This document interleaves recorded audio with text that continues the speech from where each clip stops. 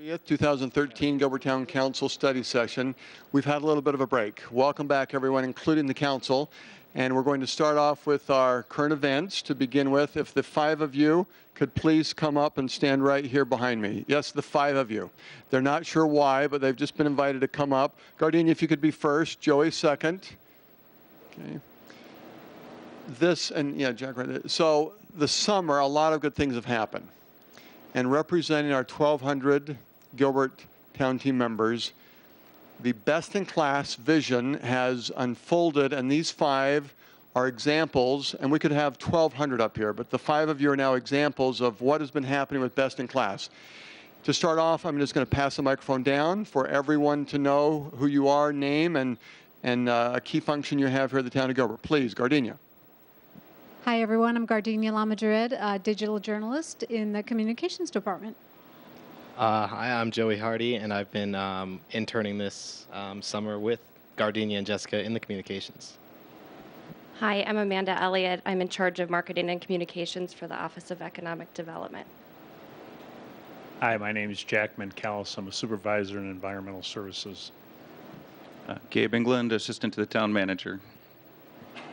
So what has happened this summer is there are examples, again, of where 1,200 town team members have done things as part of our vision, best in class. And so each of you are going to be receiving a certificate that would be just an example of all 1,200 best in class award presented to Gardenia and Joey. And on top of that, for these 2, best in class, it was a, can you hold this real fast, Gardenia, and get them? So what has happened is they did a video, a best in class video. They now have a production slate to go along with it. There you go. Awesome. Isn't that, I knew you'd be excited. Amanda, a best in class video. Jack, a best in class raving customer service. Fans all over the place. And then Gabe, what's this? What did Gabe do? Oh, across the street. Gail, come on down here. What was it that Gabe? Across the street, Buffalo Wild Wings, the best wings that can be found in Gilbert, right across the street from Town Hall. Gail, a little bit closer here. Best in class. What happened this summer with Gabe? Please. Well, it states it right here. It says the few, the proud, and the insane. Because Gabe ate 12 blazing wings in 6 minutes. 5 minutes and 8 5 minutes and 8 seconds. That's right. That's right. I'm sorry. So he did it. And Gail, does this now put Gabe on the wall of fame? And he's up there representing the town of Gilbert, the best in class. All right. And I understand you were doing it as a future potential town event and just checking it out with some others here that will go nameless at this point. But if the council and those who are here in council chambers, we could have spent a lot of time talking about the 5 of you, but the 5 of you representing the 1,200 team members that have done best in class work this summer and continue to do it, please give them a nice big round of applause.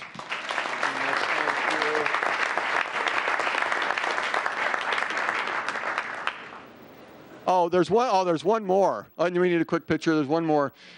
This afternoon, after, as a community announcement, the 5 millionth passenger made their way from Bellingham, Washington at Gateway Airport.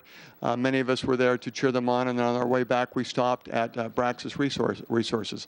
And that's one of our local technology companies, Innovation, Aerospace, and they have a new piece of equipment that is called a Braxis photovoltaic curve tracer.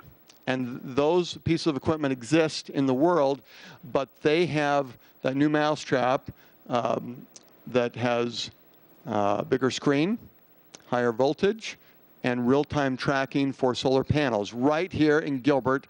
And we were looking at that piece of equipment, and they said, if you could help us get these 5 baseball hats distributed to individuals that could help get the word out of what Praxis has done.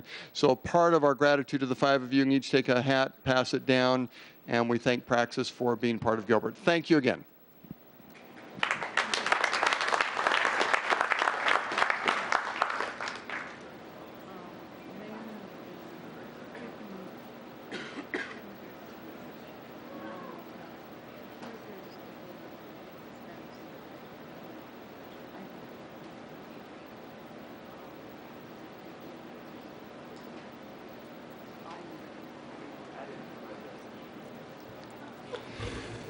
to the council, as we have at least 2 agenda items that are of interest to many here in council chambers, the thought would be that we would go right to the discussion topics, and then when we were done, we would go to the Thursday night agenda and see what feedback we want to have there. Does that work for us? So we will begin with agenda item number 2. This is our date. There's been a lot of discussion, a lot of meetings that have been held, and so this is the day for the council to receive presentation and discussion on the 2012 International Residential Code and so forth, as the 6 items are listed there. And so, Kyle, if you could begin.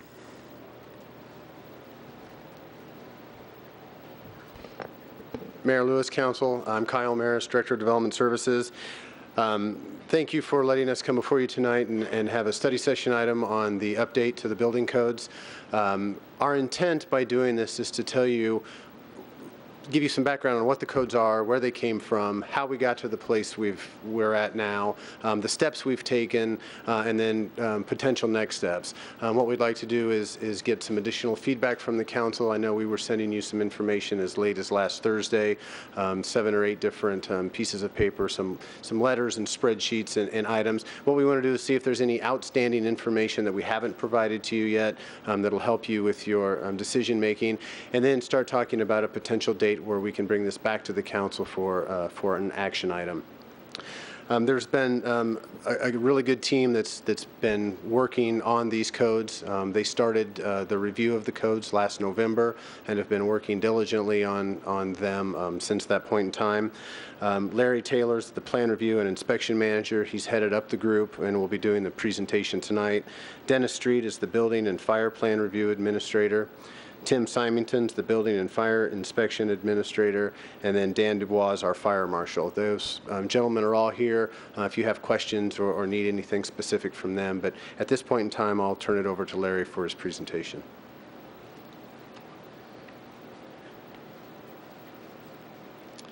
Thank you, Mayor Lewis, council members. Again, my name is Larry Taylor. I'm also the building official for the town, and it's really in that capacity that I'm in front of you this evening, or this afternoon. I thought I would start out by showing this slide that really is right out of the International Residential Code that talks about the purpose of the code. And the reason I show this slide is because throughout our discussions, and this is really, in our field, this happens a lot. I do it a lot myself. We talk about the life safety aspects of the code. But I wanted to show you that the purpose is more than just life safety, and this isn't just in our current code, but this has been in our codes for a long, long time. It's to safeguard the public safety, health, and welfare. And there are a couple of things I need to point out that are new in the international codes, and that energy conservation, for example, wasn't in the previous uniform codes we were under, as well as the last part where it talks about providing safety to firefighters and emergency responders. That is also new to the I codes. I thought I would talk a little bit about code history, like Kyle mentioned, just so that we can have an understanding of how we got to where we're at today. So prior to 2000, there were 3 major code organizations in the United States. The International Conference of Building Officials, or ICBO, pretty much took up the western region, and obviously we fall into that, and so those were the codes that we were under. Southern Building Code Congress International, or SBCCI, was primarily the southeastern region of the United States. And then the Building Officials and Code Administrators International, or BOCA, was the northeastern region. There was one other code body out there that pretty much was widely throughout the United States, wasn't a regional code, and that's the National Electric Code that was published by the National Fire Protection Association. So jurisdictions in Arizona primarily adopted the Uniform Building Code that was published by ICBO.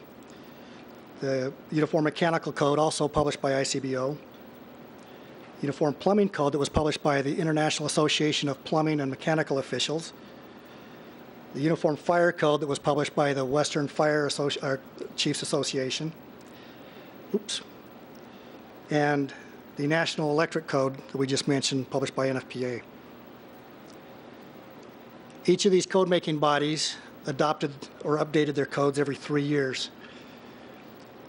In the late 90s, the three code organizations, SBCCI, ICBO, and BOCA, got together to create one national or international code, if you will. And ICC was born out of that process. And they published their first codes in 2000. So today, most states and jurisdictions adopt the ICC or the I codes, as well as the National Electric Code that's published by NFPA. So nationally, we went from three code organizations to one national organization by ICC, plus the National Electric Code. Locally, we went from 4 to the same 2. One thing that I do think is significant that ICC did is they created one code book for residential construction. So under our old uniform codes, if a residential contractor, was to build a house, he would have to go to the Uniform Building Code, which was both residential and commercial, and extract out just the residential portion. He'd have to do the same with the plumbing, the mechanical, electrical, and so forth. ICC created one code book that addressed all of those items. So the IRC, or the International Residential Code, is one code book for residential construction. And it takes in everything from structural to electrical to mechanical, plumbing, and so forth. And I should also point out again that energy saving provisions showed up with the international codes. That was not in our previous uniform codes. So here's a slightly condensed version of our Gilbert Code history. You can see we adopted our first codes, the Plumbing and Electrical Code, in 1947. The first building code was adopted in 1958. That was actually the 1958 version of the Uniform Building Code. And then there was a span of years before we adopted any other codes. But from 1974 on, we were fairly consistent in keeping up with the latest version of the uniform codes. And I say the town of Gilbert was pretty proactive in doing that. But I can tell you, I started as a building inspector in 1994. And at that point, we were on the 1991 uniform codes. But other jurisdictions around us, some were one code cycle behind, some were 2 behind. And I heard over and over again from contractors how that was an issue, because going from one jurisdiction to another to build, with the lack of consistency in the adoption of the codes, made it difficult. So much so that you can see that where the break is in 1999, where we adopted the 1997 uniform codes. You'll notice we also adopted the 1994 UPC with state amendments. That's Uniform Plumbing Code with state amendments. And what happened during that time period was that the plumbing industry said enough is enough. They went to the state legislature and lobbied for a state plumbing code so that all the jurisdictions would be on one consistent code statewide for the plumbers. That did pass, and so for a number of years, we were under that state-mandated plumbing code, which was the 1994 Uniform Plumbing Code with state amendments. And you can see up through 2004, even through the adoption of our 2003 international codes, we were adopting the 1994 UPC with the state amendments. The state did let that sunset, and the reason being that the plumbing industry, again, had concerns that there were issues because there were never any updates to that code. And so with all the new things that had been, the new techniques and methods of doing things, the new products, weren't recognized in the code. And so in 2008, when we adopted the 2006 codes, which we're currently under, we were finally able to adopt the current international plumbing codes. So here's a list of the jurisdictions that have adopted already or are in the process of adopting the 2012 international codes.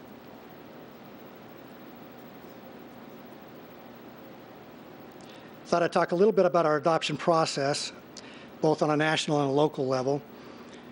Both ICC and NFPA codes are updated every 3 years, just like the previous uniform codes were. The process provides opportunities to introduce, review, and comment, support, and oppose, and challenge actions.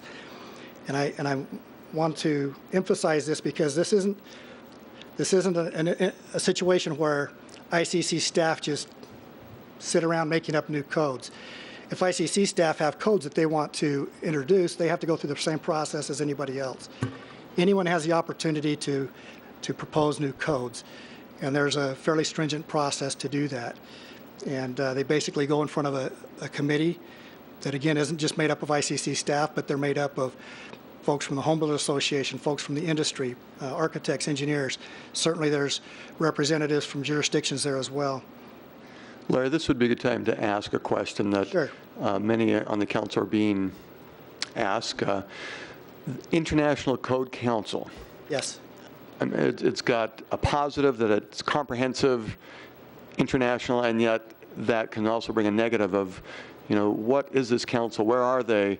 Are they really international? Or are they just United States? Or what input has Arizona given? What input have we given? Can you describe a little bit when it says International Code Council? Who is that? Where are they located? And has Arizona had some input into some of the codes that we're seeing? Thank you, Mayor Lewis. Absolutely. In fact, if you go back to one of my earlier slides, the 3 earlier code-making bodies all had international in their name as well. But International Code Council does try to reach out to other countries. They haven't been real successful, but some countries have adopted parts of their code. Dubai, for example, has adopted a few of their codes. I couldn't tell you everybody that has adopted, but mostly they're a national code here in the United States. As far as Arizona's participation, we have, certainly we're representatives for our jurisdiction, and there are representatives. We have local chapters here in Arizona. There's 3 local chapters of ICC, the Grand Canyon chapter, the Central Arizona chapter, and then there's a Southern chapter.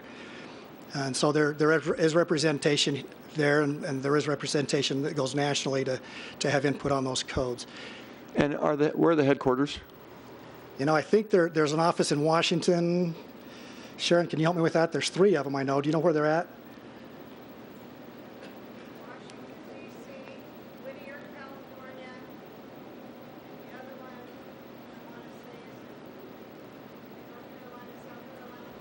Washington, D.C. and Whittier. Whittier is the office we typically deal with as we're dealing, but California. And as an example, and then I'll have you continue unless other Sure. council members have a question at this point.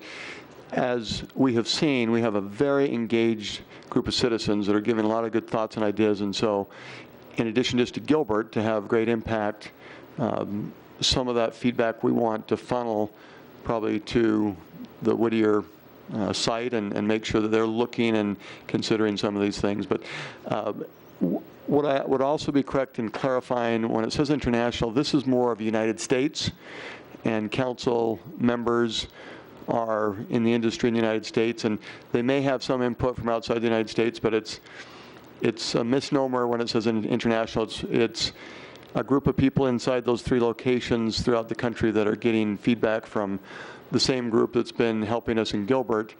And the international word comes from if other countries want to listen and adapt to their countries, they can. Is that a correct assumption? That would be correct, Mayor. Okay. Any other questions at this point? All right, Larry, continue.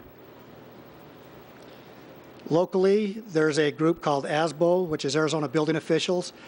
And I don't want you thinking that's strictly all it is, because, again, that's a little bit misleading. But ASBO is made up of, again, representatives from SRP, APS, Southwest Gas. There's folks there from Registrar of Contractors. There's folks from the industry there as well, architects and engineers.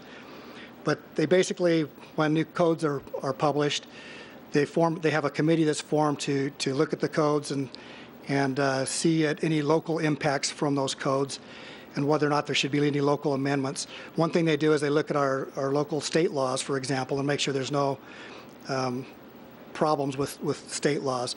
As a quick example of that, Arizona has very specific laws regarding group home, elderly care places, and the national, international codes also have codes regarding that. So we always have amendments in regards to those codes to make sure they fall in line with our state law. Those amendments are then taken to the MAG Building Codes Committee, which I am a member of, and they look at them, review them, vote on them, and then they are published as MAG amendments to the local jurisdictions to either adopt or not adopt, their choice. Locally here, our Gilbert staff, like Kyle said, we spend some time not only reviewing the MAG amendments and our current amendments, but we spend a lot of time going through the codes and making sure that nothing's been missed. And then we bring recommendation to council. So as you mentioned, Mayor, our process this year has been significantly different than we've done in past years. And I guess I would like to, first of all, take a moment to express my appreciation for all of the groups that have participated. We have reached out to 6 different groups, and we've gotten a lot of feedback, and each one of those groups had individuals that spent a lot of time and effort into this process, and we're appreciative of all of them. So we did hold meetings with 6 different stakeholder groups where we did provide a presentation on what the significant changes in the code were, and we listened to their feedback. Staff reviewed and revised our existing amendments. In fact, we did a pretty comprehensive overhaul of the amendments this year. We found that a lot of our amendments were outdated. In fact, some of the amendments were actually addressed in the code now. And then we just did an overall cleanup of the language to try to make it easier to understand and read.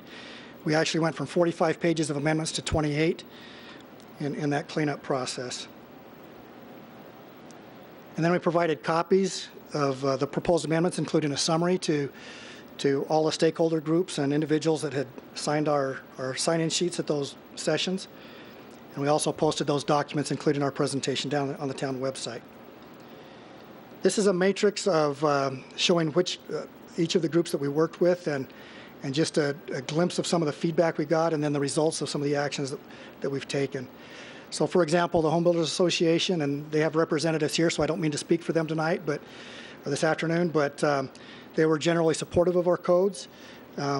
They expressed that consistency was important to them, and a lot of the jurisdictions around us have already been adopting the 2012 codes.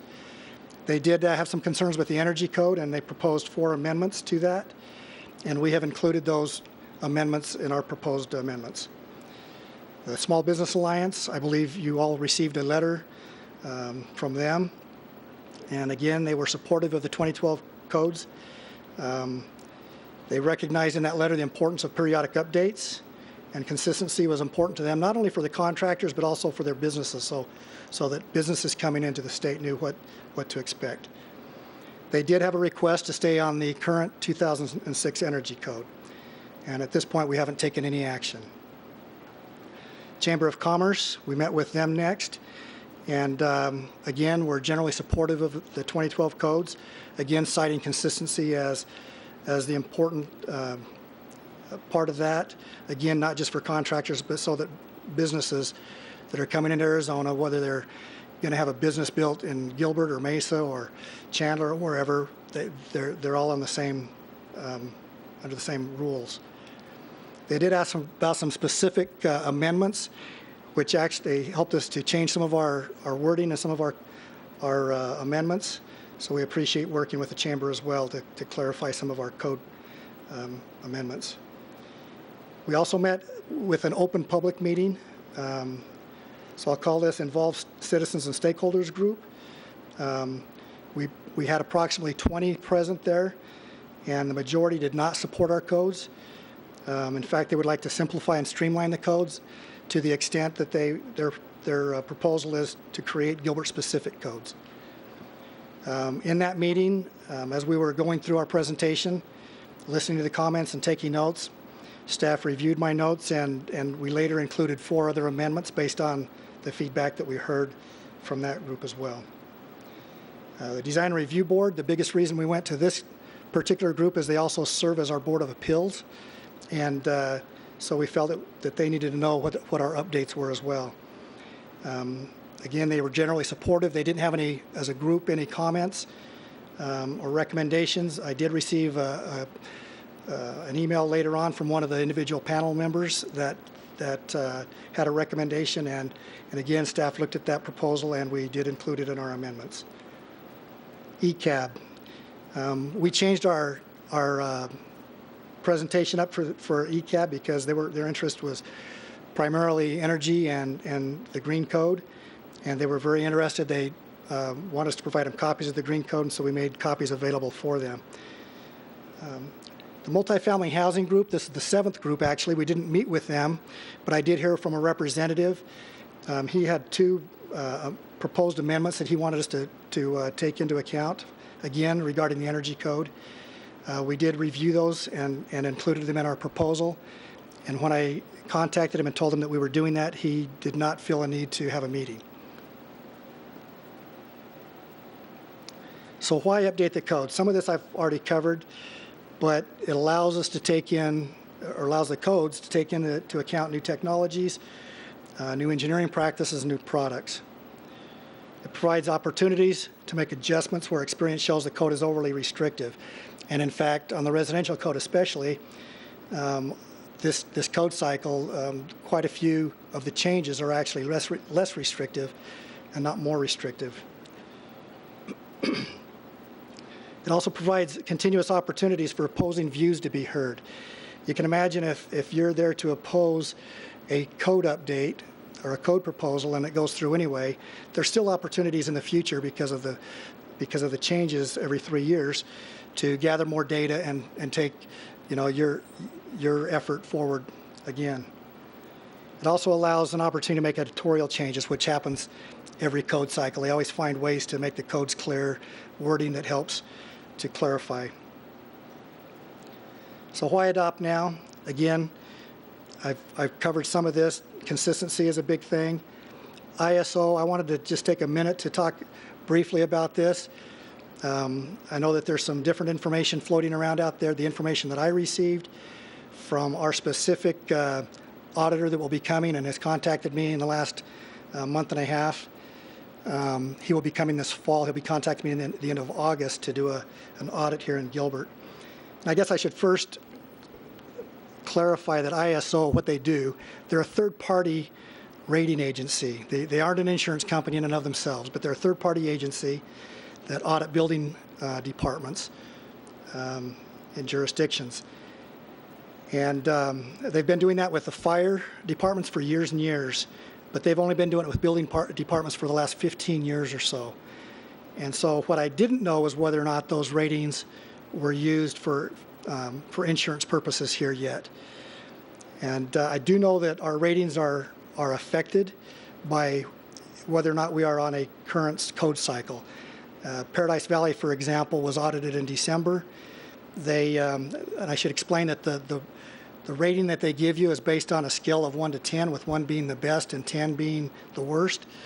Our current rating is 3 for residential and 3 for commercial, which is a very high rating.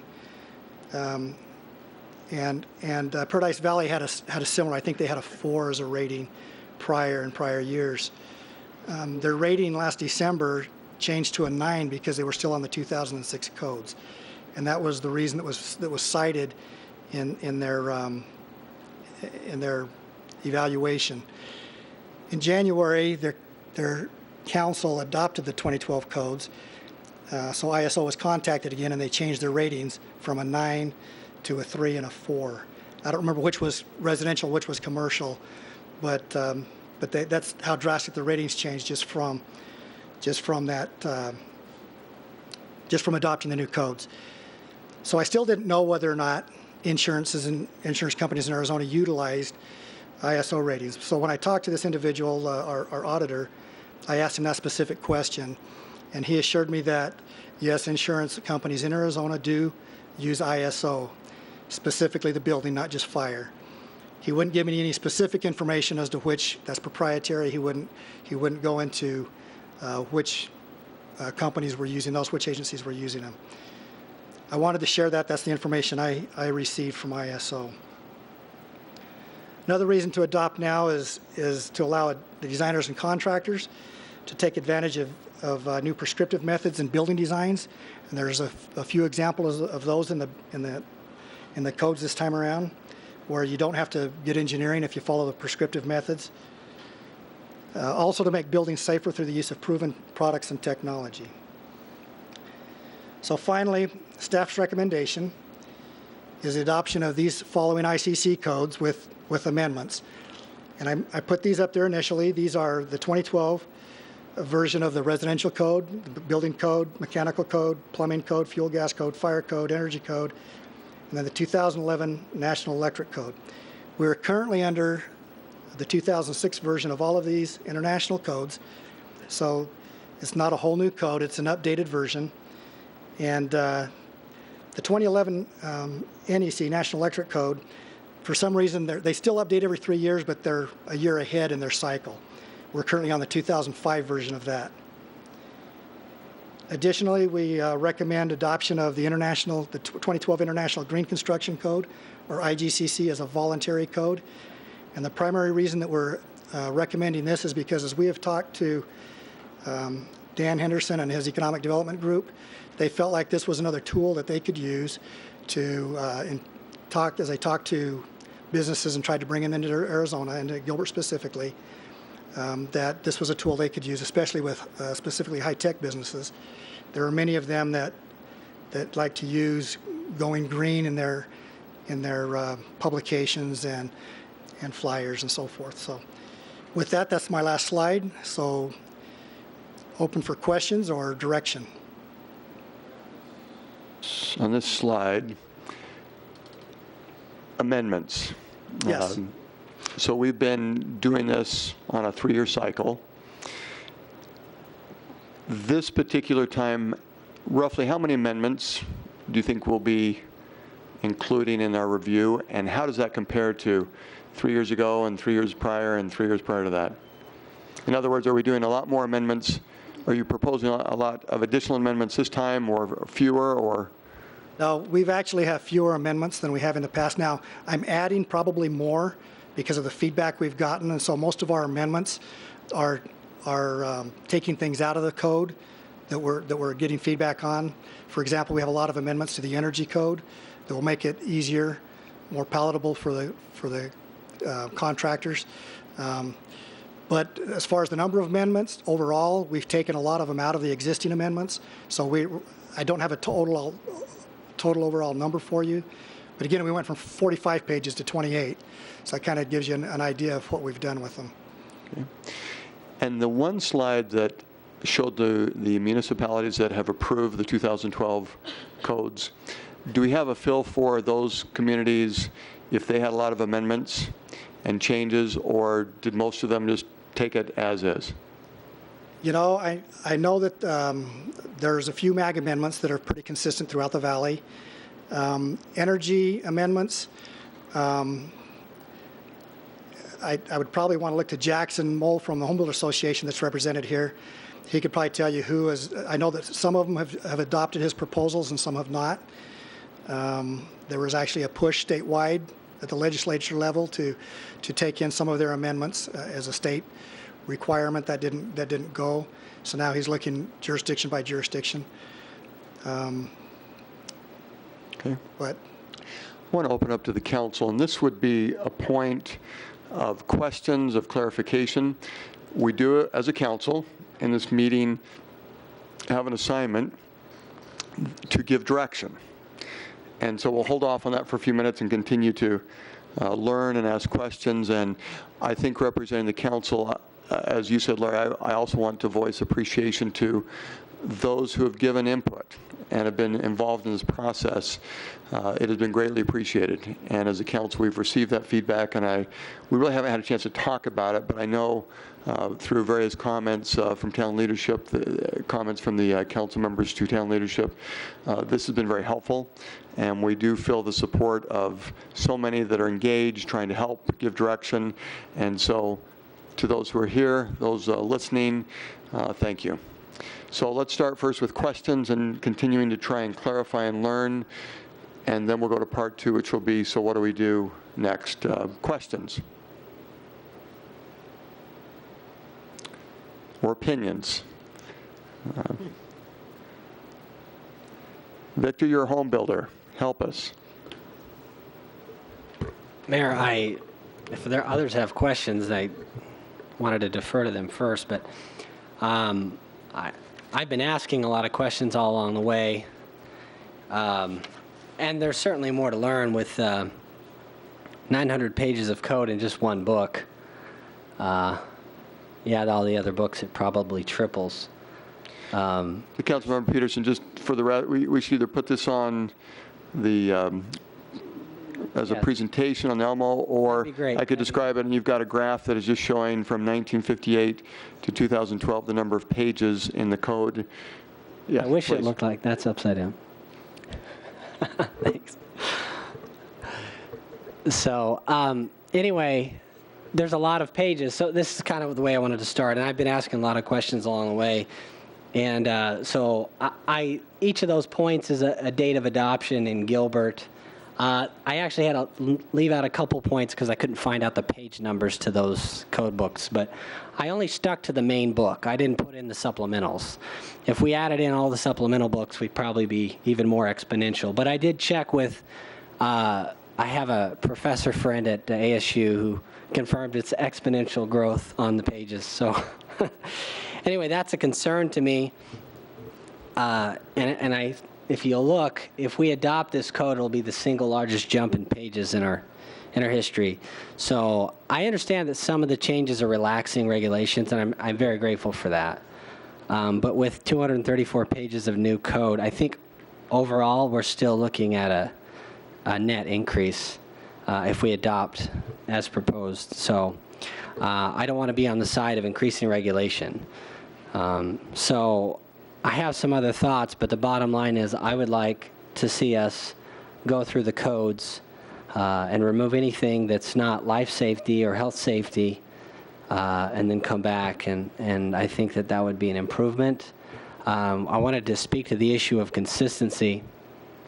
What we really want is consistent enforcement.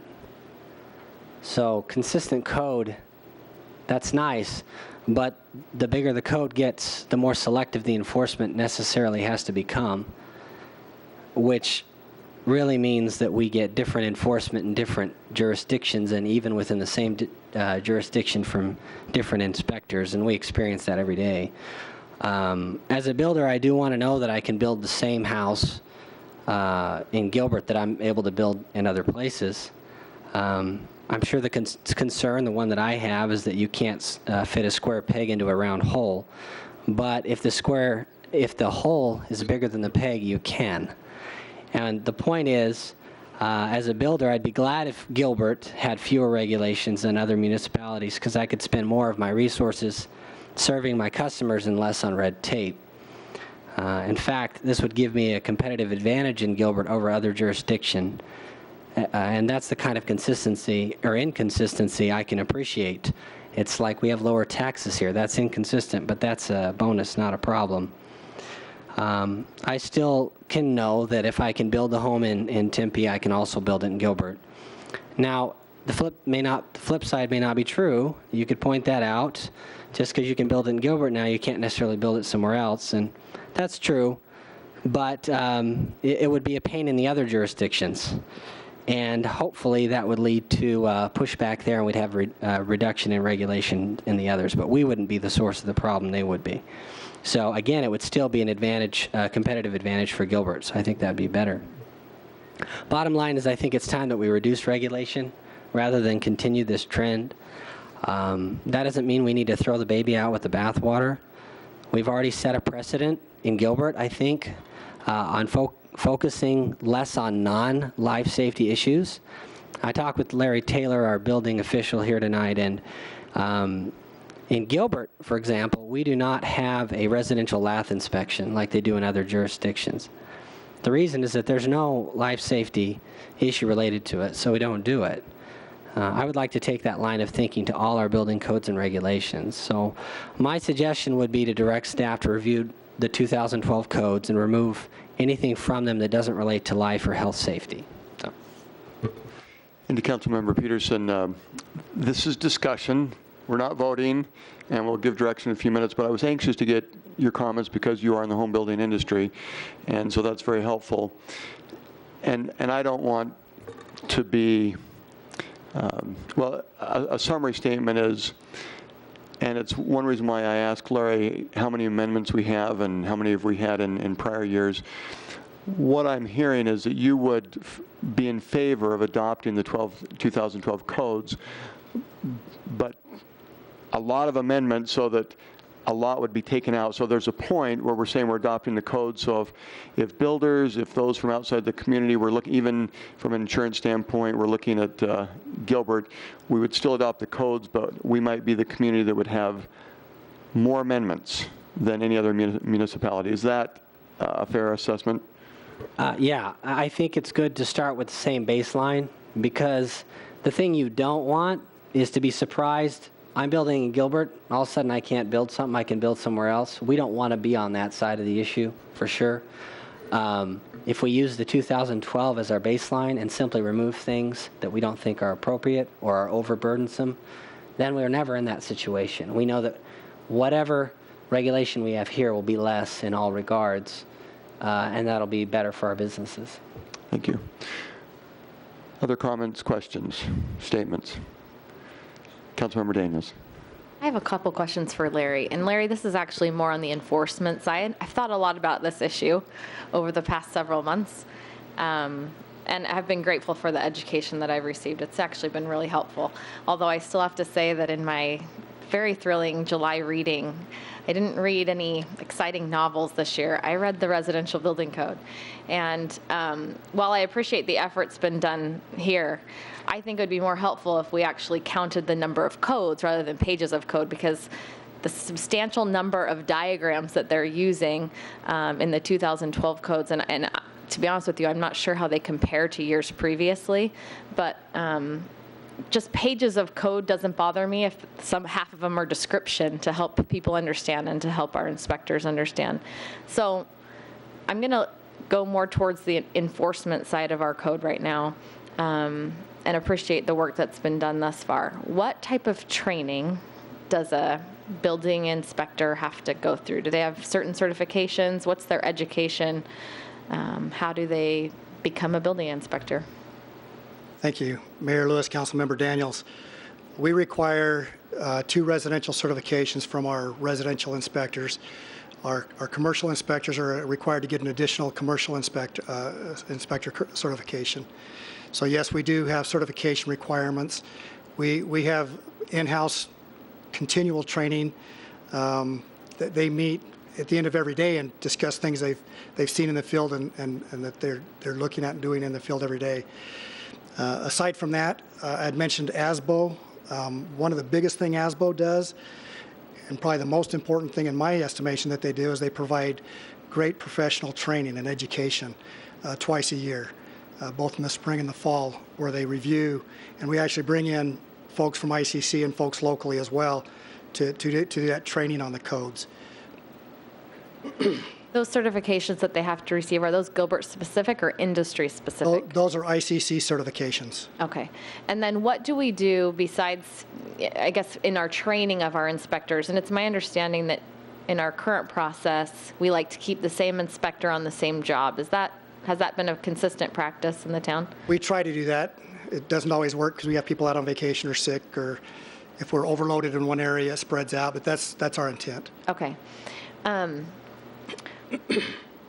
As I've thought more about this, my concern actually is less with the code, although I do believe that there's code that's overreaching, and I think we need to address that through amendments. Whether we have already or whether we need to dig a little further is going to be, I think, for the experts to decide, because someone not in the building industry like me may or may not have the expertise needed in order to make those types of determinations.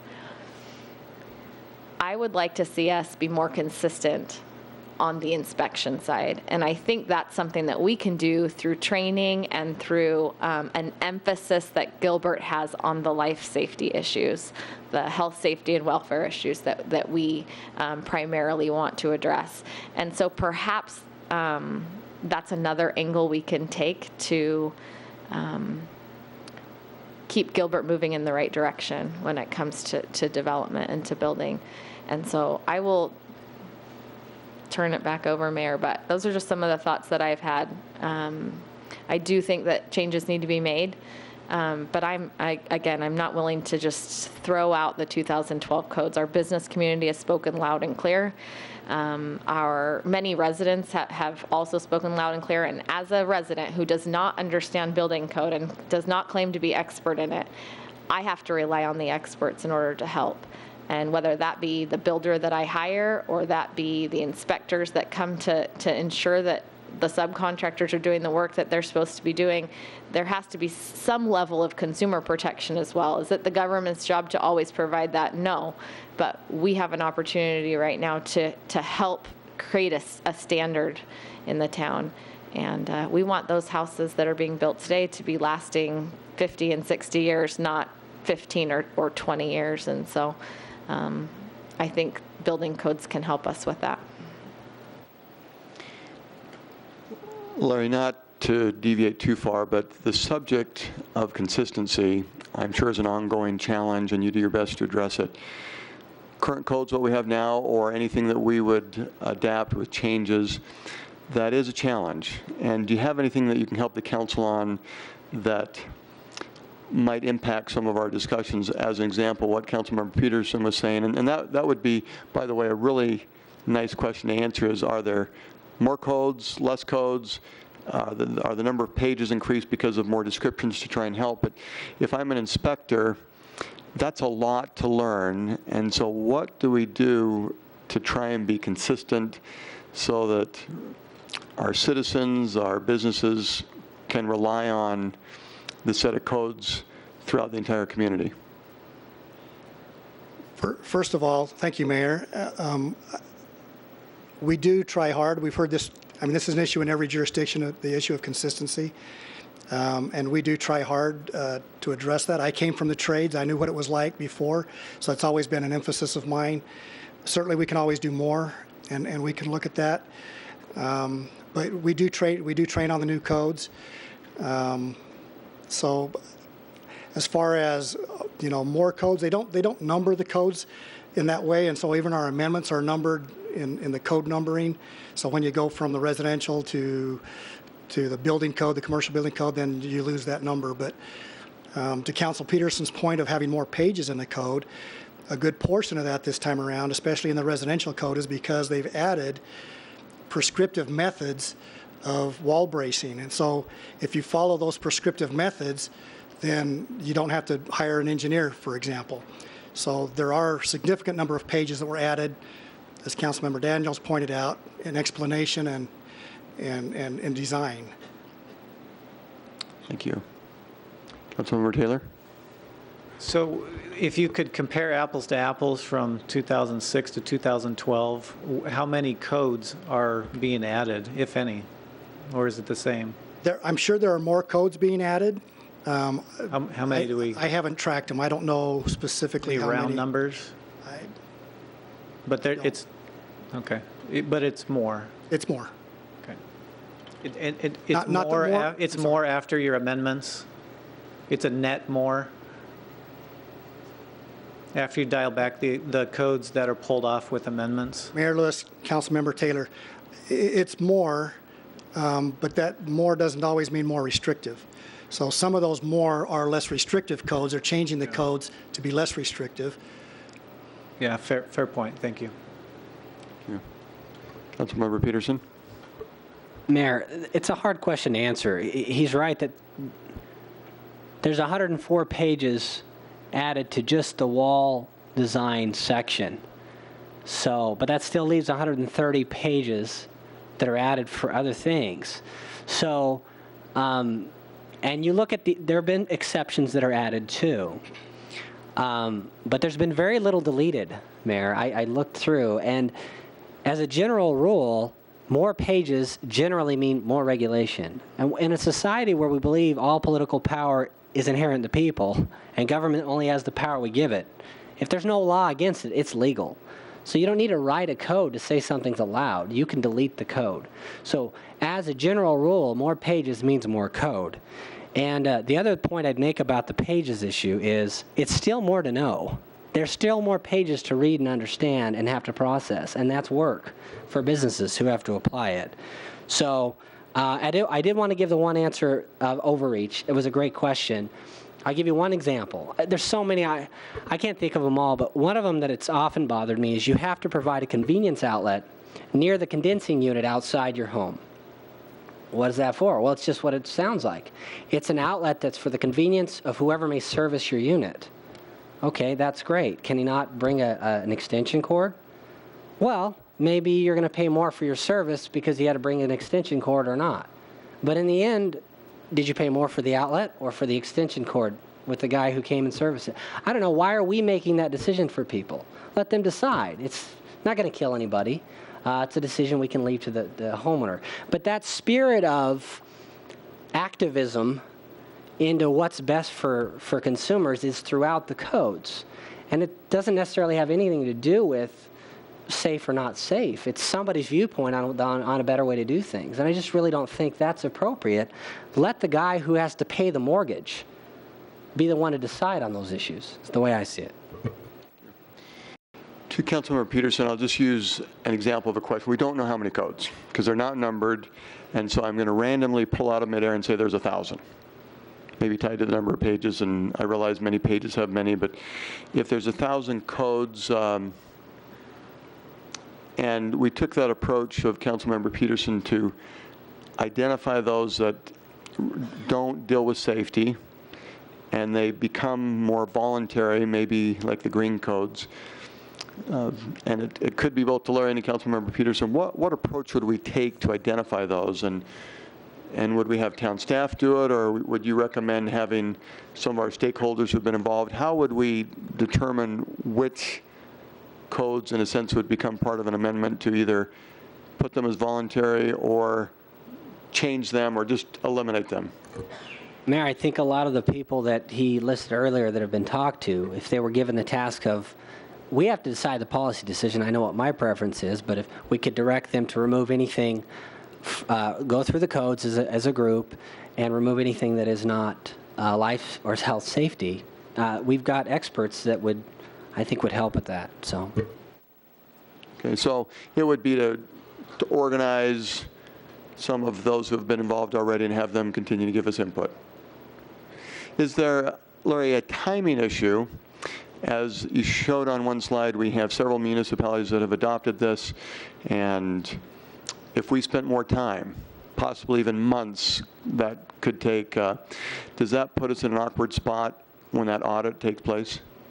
Mayor Lewis, yes, it would, and you're probably talking about a process, and obviously we'll follow any direction given, but you're talking about a process. These codes have morphed over a lot of time. And we're probably not talking months, you're probably talking a year or two to be able to go through that process with all of the codes. It would be a long, arduous process. Okay, thank you. Other comments, suggestions? Councilmember Taylor. I'd like to just ask a follow-up on the questions Councilmember Daniels asked, because I think that's important in terms of enforcement. For me, the question is budget. You know, more regulations mean more inspections and more time and perhaps more headcount and things like that. Have you thought about the budget implications of adopting the 2012 codes and whether that's going to come back as, you know, another 2 or 3 FTEs, more inspectors, you know, because our building permits are swelling, which is a good thing, which means more inspections, and, you know, there's more building on the economic development side. We've got, you know, a couple of big projects, and that's all going to be inspected, and we have this huge swell of codes. Have you thought about the budget implications? And if so, what do you think might be coming to council on that? Mayor Lewis, Councilmember Taylor, it doesn't really change the way we do our inspections. And just to give you an idea, the way I have instructed and trained our inspectors, we really try to have the attitude of going in with as another set of eyes and not as an enforcement body. So we're basically the last set of eyes before something gets covered up, on whether it's a home, whether it's a business, whatever it is. And so more codes doesn't necessarily mean more time on the job site. But aren't you inspecting more details? Mayor Lewis, Councilmember Taylor, potentially more details doesn't always mean more time. It's more to learn and take in, But you're there looking at a broad range of things all at once. We're not out there with our code books going through the pages and making sure that we've covered everything. Thank you. Anything else? You know, I do have some other things. I wanted to just build on that question and just understand the budget implications. So for me, Mayor, the way I was processing this, you know, just hearing that, and I'm not a building expert, but there's a concept called the value chain, right? We hear that in business, and it's just the process of something getting done, whether it's a service or it's a product being built, and all the steps in it, and how you're adding value along the way. And so to me, I'm kind of walking the value chain here, and when I look at a building code, to me it has to add value for us to invest resources in it, to invest enforcement, to hold citizens accountable, because all these codes and these new regulations are going to require, you know, design and review and inspection, and that's a lot of money. It's a lot of money, and most of the citizens just throw up their hands because it's easier to cut the, you know, $2,000, $5,000 check than to go through. And thank heavens we have, you know, the Small Business Alliance with the IRC, you know, looking to say, hey, how can we give some good feedback, IRA, excuse me. And so there's a positive process there to give feedback, and I think that's very positive. But at the end of the day, it's really the regular citizens who are going to, you know, bear the brunt of a lot of the new regulations or codes. And, you know, I think you may or may not have seen that Flagstaff, you know, did not pass the energy codes because, you know, their calculation was about over $5,000 increase, you know, for those particular codes. So you don't need to be a building expert to know that it's going to hit the citizens at the end of the day. Some builders like more codes because it's more billable hours.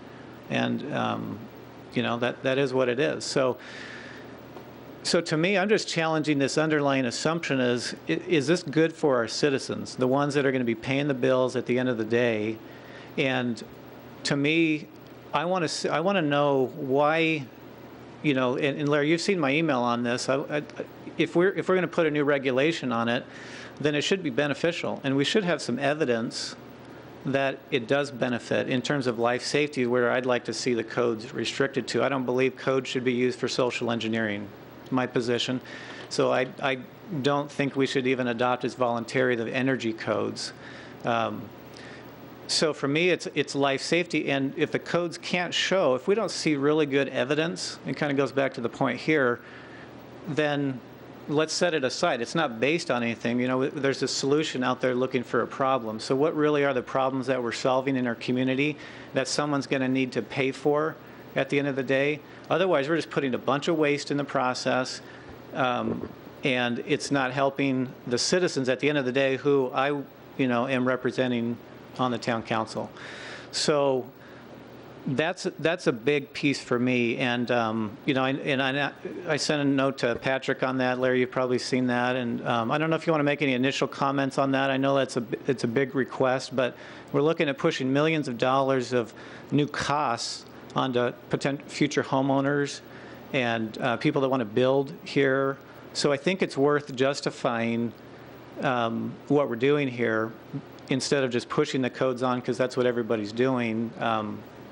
I think we should have a little bit more substantive justification on the codes. And I'll stop there, Larry. If you want to comment on that, I'd appreciate any initial thoughts. Point taken.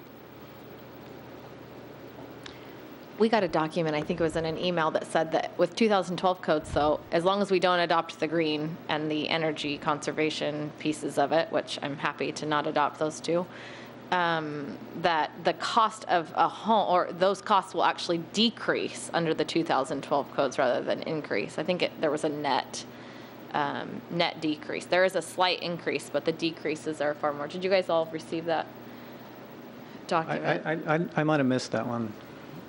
It was an interesting document. The other thing, and I hear what you're saying about the cost, but I don't anticipate that if we remove if we substantially remove many amendments, with perhaps the exception of a custom home, because there's usually a percentage that the builder will make. But I don't expect home prices to decrease in the town of Gilbert. They certainly haven't in the last couple of years. Prior to that, of course, with the economic downturn, they did. But I would be interested to see the evidence of if there are communities that have not adopted the codes, did the home prices actually decrease, or were the home builders, I guess, realizing more profit because there was a decrease in their costs? And I don't know the difference to that, but I don't anticipate that the cost of a home will actually go down in Gilbert. Well, I don't either, because builders, they'll take the margin. I mean, that's how business works. Am I wrong, Victor? The way the economics work on something like that is I would like to take the margin. But what happens is if the cost decreases for everyone in the market, competition forces us all to lower our price. We don't have a choice because somebody else will just drop it a little bit so they get an edge on me, so they sell more homes.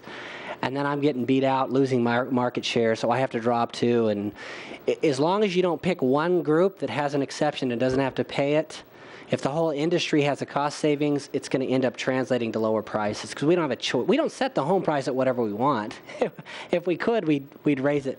But you have to compete with others, so that would force it down eventually. Please. Yeah. So anyways, that was one assumption that I wanted to ventilate here, because that's the justification. I haven't seen a lot of justification of it.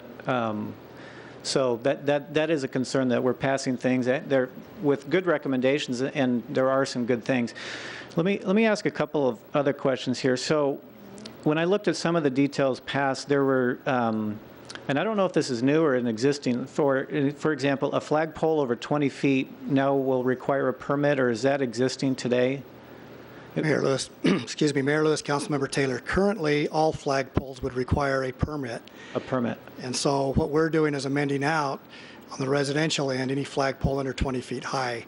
What we're finding is these flagpoles that you go and buy at Lowe's or Home Depot or whatever, some of them are telescoping, some of them are not, but there's no engineering that comes with them. There's no plans. There's nothing for us to get to be able to issue a permit to or to inspect by.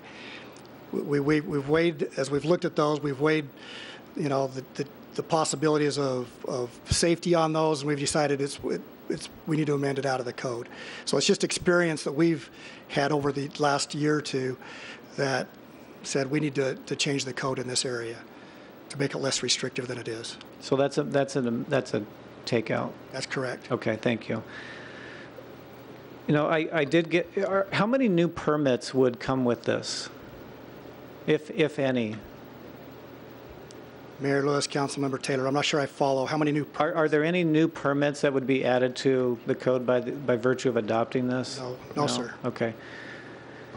Okay, good. Then I'll move on to another. Let me talk about or ask a question on consistency. So we look at this run chart here, and I'll just as a point of reference. And you had the date 1958. There was when we adopted the first set of codes. Someone set a big spreadsheet of, I don't know, about 10, 15 jurisdictions, and then what codes they are across the suite of international codes, and it was all over the map. I mean, it was just a shotgun of 2004, 2006, and whatever. So my question is on this. I'm just challenging an assumption here, and I'd like your thoughts. If since 1958, and there's this consolidation, and we're starting to adopt some of these, yet still there isn't really consistency across the jurisdictions. I don't have a lot of confidence that if we all adopt the 2012 codes, or if Gilbert adopts them, then everybody will adopt them, because everybody's still all over the place. And I appreciated the chart there. And there's a few that have, but there's a lot of jurisdictions, and the assumption that everybody's going to be on the same page and that'll be helpful for builders. I mean, it hasn't proven out since 1958. I know the theory is there. If we all adopt them, then we'll be on the same code, but it's just not happening, and it hasn't happened. So do you want to, maybe I'm missing something in the jurisdiction world where everybody is going to do it, but I just don't see it, and maybe you can talk through that assumption there. Mayor Lewis, Councilmember Taylor, since the plumbing code issue that we had with the state, the jurisdictions have had a more of an interest, I guess, in trying to adopt on a regular cycle, and so there has been more emphasis put on that. And so while I'm sure all the jurisdictions in the valley or in the state are not adopting the 2012 codes this time around, the vast majority are trying to do that. Have there been bills run to, at a state level, apply the electrical codes or some of the other family of codes? I mean, are we seeing because everyone liked the consolidation on the plumbing codes, then we... No, they did, okay, I'm sorry. So there's been there's no state level, okay. Well, then is that a lesson there? That we should, anyways, I just don't know that assumption is based on real good data, because right now everybody is on things all over the place, and we've kind of been working under the building code model of various forms and consolidations since the mid 50s. So anyways, I just don't know that I totally rely on that, although that would be great. When I worked with builders to build projects and we start talking about codes, they say everybody's different, and they have no hope that there's a consolidation. And I appreciate the aspiration, but I just want to make sure we're dealing with reality here on the assumption that we're going to consolidate things. And then I know with the ISO rating, the ISO body is like other accreditation process. I know we use the term audits, but it's not as if the town is penalized. I mean, we don't have to pay a fee if our rating is lower. And from my understanding, some research that has been sent to me, people that have talked to insurance agents about what version of the building code that we're on, it really doesn't matter. So I appreciate the input of the auditor, but he doesn't really speak for the insurance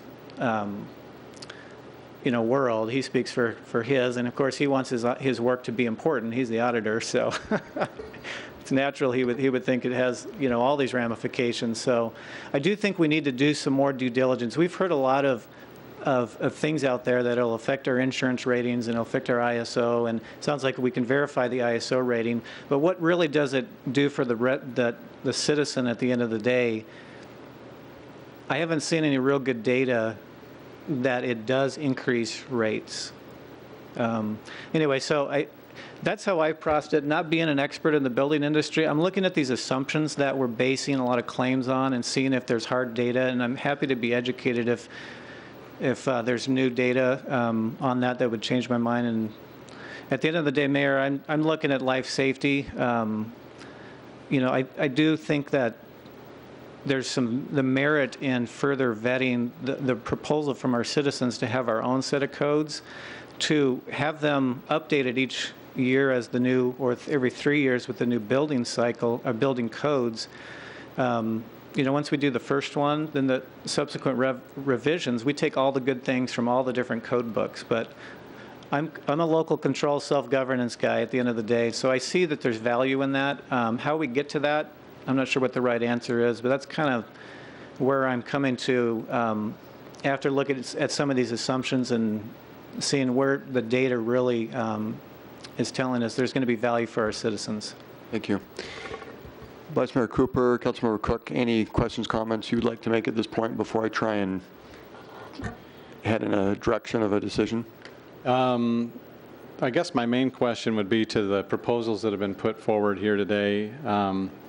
What is life safety? Who's going to judge that? What data are you looking for to prove it up? Because experts on all sides of the issue will disagree, and so who do we trust? We trust local citizen A that may have one agenda, or local citizen B, or contractor this, or what? I mean, how do we do that when a lot of this, we have opinions, and we can all cite our favorite contractor that's got an opinion, but I would wonder about that.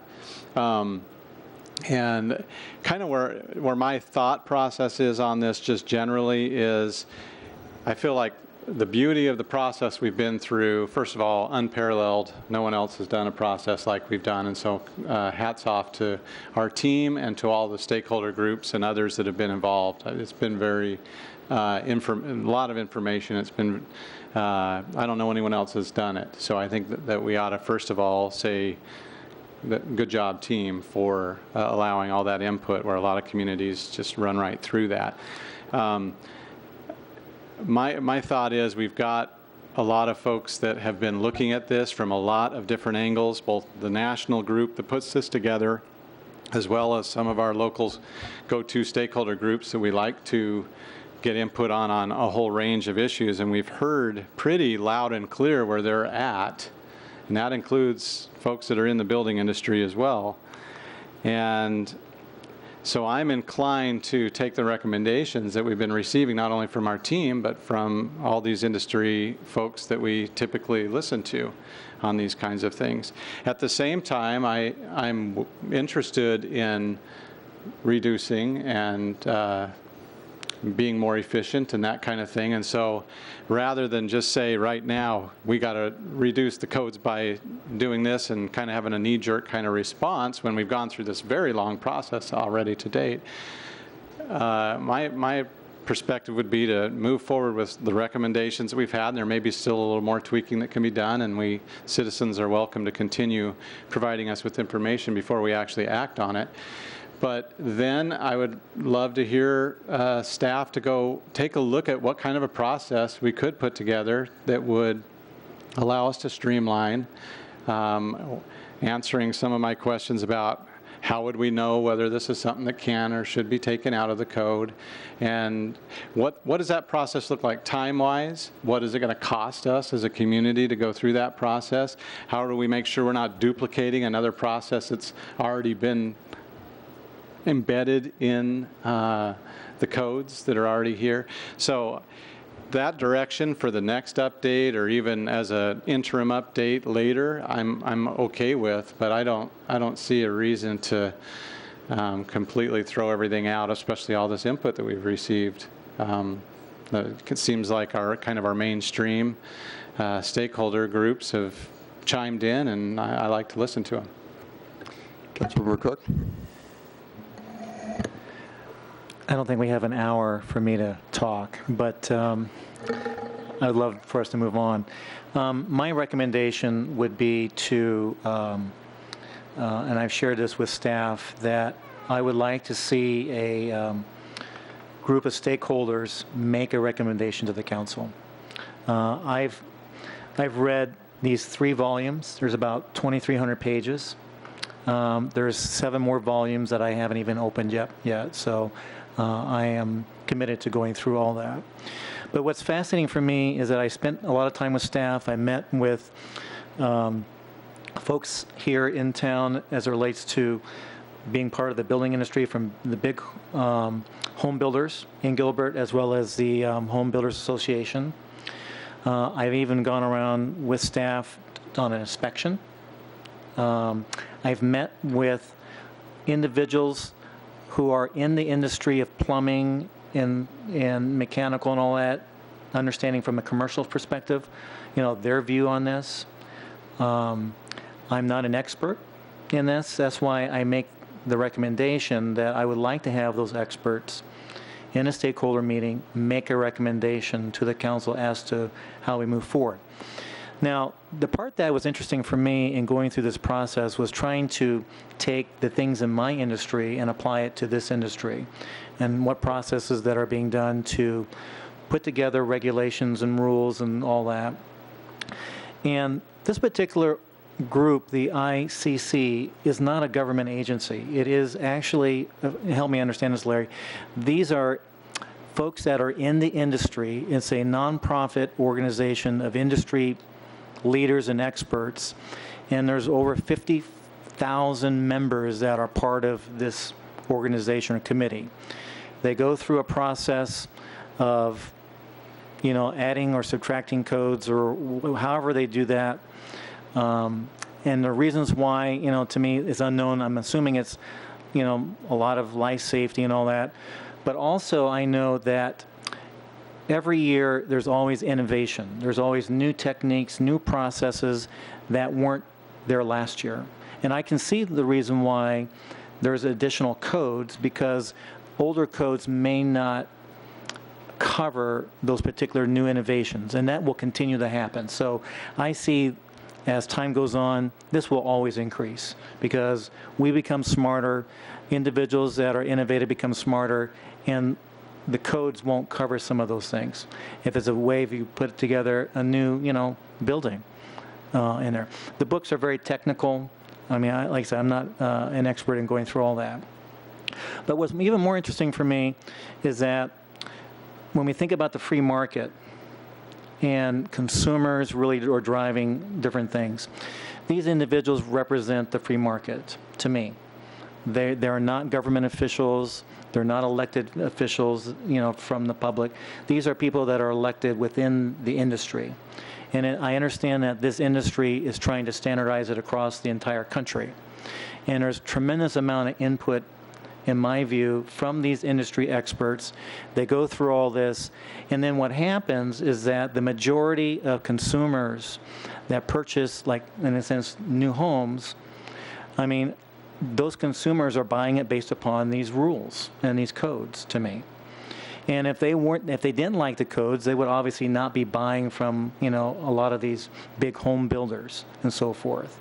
So to me, the free market, is driving these codes. They're, in a lot of ways, to me, they're self-regulating themselves. The rules apply to everybody, in my opinion, from the small builder to the large builder with that. And, as it relates to inspection, I mean, I would like to be even more countercultural and say that I would like the inspection to be done by a third party. Let the builders inspect their own quality. We have a process that allows them to get approval through the town, but to have our inspectors try to be consistent, it's very difficult to cover all of the rules, but I would say let the builders inspect their own quality because their professional engineers are certified. They certify the plans. They're registered engineers. The town of Gilbert, we check their plans based upon the codes. I don't think it's our responsibility to babysit, their quality. So I think there's probably another process to me. Again, it's not part of this look at it, but I have some thoughts about a process change. But again, I think the free market has driven this. And when you think about the majority of homes that are bought, they're bought from a lot of these home builders with that. That's why I say let's have a stakeholder committee make a recommendation to the council as to how we move forward. We see that the Small Business Alliance, the Chamber of Commerce, the Home Builders Association, the Multifamily Association, these are very large organizations that are recommending that we move forward with this. Again, I know that we have other individuals, contractors, that would like to provide input. I think we should get all of them together. It may take a couple months, but I would like to see a recommendation from that. The other fear that I have, too, is that if we don't adopt codes like the 2012 or 2015 or 2018, and we think about the cost to our staff, because these organizations that are submitting plans to be, be used here to be built in our town, if we have to continually to reverse engineer, plans that are for the 2012 to match our 2006, or 3 years from now, when the 2015 codes are out there, and they are designing to that, and we're still back at 2006. The reverse engineering, the amount of staff that will have to go back to verify, those plans meet whatever that level of standard is, I think there potentially could be additional cost, even more that we're not even seeing, because we have to reverse engineer a lot of that. I'm not sure how to even quantify that. But to me, I would like to have a stakeholder committee of our industry subject matter experts be involved. Let them go through what I would consider a final vetting process. Let them make a recommendation. They are the experts as we move forward. Thank you. Let me summarize and then see if we can get a direction. On a positive note, I heard all of us say similar things of less regulation. We focus on safety. Consistency was in a lot of our dialogue, and then cost savings. And we have Councilmember Peterson in the industry. I think the rest of us have admitted, reading and our own life experience, we we'll need to rely on some experts to give us direction. But with that desire, let me propose 3 actions and see how you feel. One would be to ask that this be put on a future town council agenda, and that way a lot of those who are here in the town of Gilbert that also want to come forward and can speak in a public forum, we can get those comments, and that potentially, I don't know the outcome of that, but we might adopt the codes and still have the flexibility that was, I think, mentioned, that we continue to review, almost like a general plan. We get it in place, but we continue to review and take out things that aren't necessary and add things that would make sense, but we have a code in place for consistency with other jurisdictions, and so that you can do training and move forward. But we still leave open that door to review, modify, enhance to support our Gilbert citizens. That could be one approach. The second one, I've heard a couple of comments about a review, and I'm going to divide it into 2. And because one review might be stakeholder group, not really saying how we would move forward with that, but I'm going to call it short term. And that would be for a set period of time. So the third option, and not that Councilmember Peterson said this exactly because you didn't, but it was more to look at every single code and pull them out. And I guess the concern that raised was, we're not exactly sure how long that would take, but a year or more. So, or some variation of that. So if I were to summarize those 3 again, it would be move forward with an agenda item of a town council, that we still want the ability to have reviews take place and improvements, even if we adopted something, but that would be direction we could give. The second one would be, no, let's spend some more time reviewing. And then that gets into a Part A. Part B is more of a short-term, scope limited. It's almost like if stakeholders got together, or maybe we just ask town staff to do it, to work on the ones that would have the greatest impact of the safety, of the cost savings, and so forth. But the other one would be, we can clarify, would it be to look at every single code, which we don't know how long that would take, but your body language, Larry, said that could take a long time. And I'm not, and Victor, maybe that's not exactly what you meant, and so it's a variation of that. But if I took those 3 and just gave them to the team here, give me some direction on what would work. We're not doing a formal vote. We don't have the ability to do that, but direction we can give. Councilmember Peterson. So, Mayor, I would be willing to accept sort of a temporary adoption if that included going after what I would call the low-hanging fruit that's clearly not life safety. And that would be to repeal the IECC as one of our adopted codes. Certainly not adopt the IGCC, so that's Energy Code and the Green Code. But we could also strike the chapter on energy efficiency in the IRC book, Chapter 11. And anything else is just obvious. If we could do that, I think that would be progress, because right now we do have an energy code, and that would be less regulation than where we are now. But I would still like the follow-up. Now, again, we're adopting codes. We should be willing to take responsibility for what they are. And I've heard a lot of advice, and it's good advice, and hopefully I'm learning, but that we should stay at the policy level. And when we say we want to limit our codes to life and health safety, I think that's a policy decision we can make. And just like Larry Taylor and his group came up with the idea of not doing lath inspections, they have the ability to apply that standard. And I think we could have a follow-up update maybe 6 months later that include further reductions based on that direction.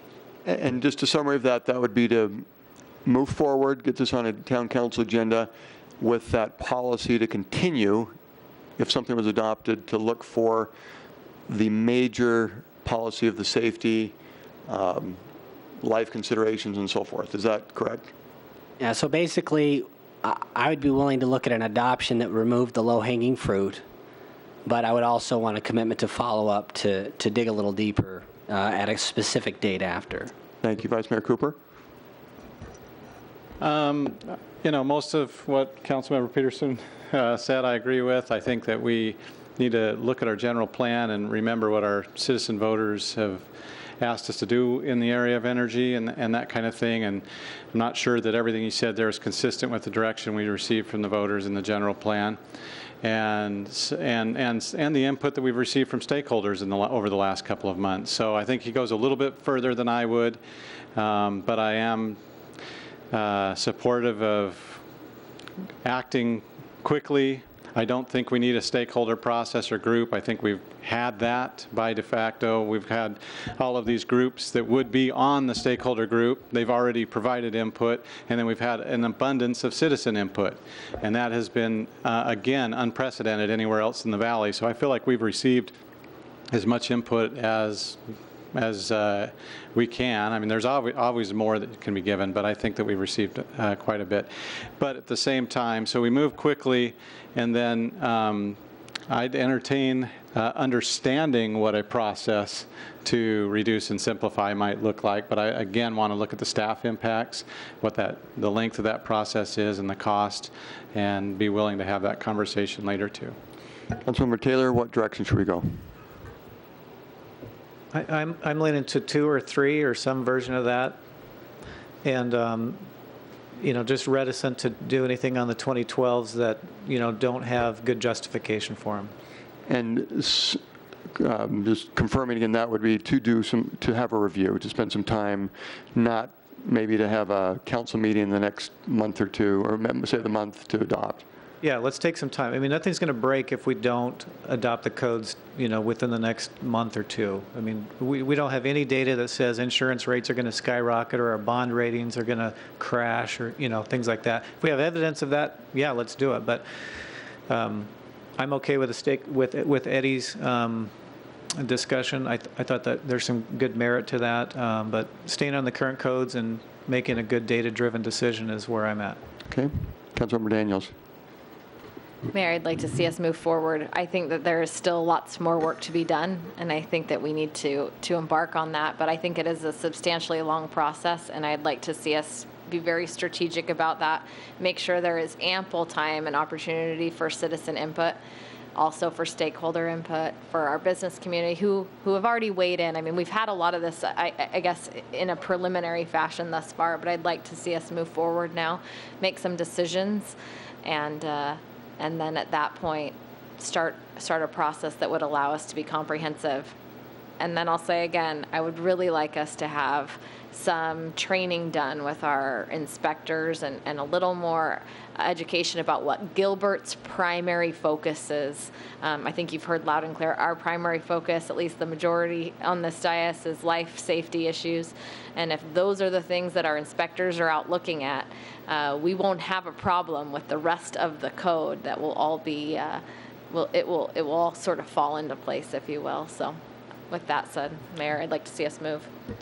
Councilmember Cook, I think you just said your preference, but if you want to state it again. Well, the one thing that I do want to talk about, and again, it's back to the definition of life safety. And again, I'll give you an example where I think there's potential contradiction here. So when we look at the recommendation from staff, there's an item here called swimming pool enclosures and safety devices. And in the building code section 3109, there's a whole section about how you should adopt, basically pool fencing. But, the recommendation from staff is to remove that. Now, to me, I'm an advocate of having pool fencing. I have it around my pool. But again, so the definition of life safety, if we're going to really identify what life safety really means, maybe we ought to have a discussion on what that really means, because some folks may say putting a fence around my pool is limiting my freedom to choose if I want to do that. But I look at it as life safety for little children who wander potentially in your backyard. Now, we do have rules that talk about self-locking gates, that probably, in our current code maybe met that. So again, if we're talking about life safety here, let's be clear what that really means. And not pick and choose the ones that we want or we don't want. So I want to make sure that, if we go through this process, that is clearly about life safety. Councilmember Taylor? And I think that's a good question to ask. And for me, too, to the Vice Mayor's point about, which opinions do you go after? That's a fair question to ask. It's what, to me, you start with what does the data show? How many drownings could have been prevented that we can prove from pool fences? Or any other modification in there. And then that'll help us understand what our risk level is. And then the next question is are we willing to accept that risk, or do we want to significantly mitigate it, by putting into law and adopt this code? So I think there's some logical ways to do that takes out some of the bias, and we can just stay data focused on that, because there's going to be a lot of different variations of what life safety means, but a data-driven decision, I think, is where we should at least start. Thank you. Town Manager, this is our first chance as a council to have this discussion. So I'm not, until today, I wasn't really sure how a lot of the council members felt. Did you get any feedback from Councilmember Ray? And that may be an unfair question to him because I don't want to represent his feelings, and yet, you may have some feedback that would help this. Sure. Nothing definitive in regards to moving forward in a direction tonight that I'd want to represent on his behalf, Mayor. Okay. Larry, if we had this come to a council meeting, when would you be ready for that? Is it the next council meeting, or is there some input and some questions that came today that you might say, I need a month or a month and a half? Is there any feedback you could provide to that question? Mayor Lewis, I think we would be prepared by August 15th to come to the council. Okay. Councilmember Peterson? I just want to ask a question of the council. Can we all agree that the energy conservation and green codes are not life safety? If we can agree on that, then we at least have one clear direction for staff. Otherwise, I'm not sure they're going to be clear. I agree with you.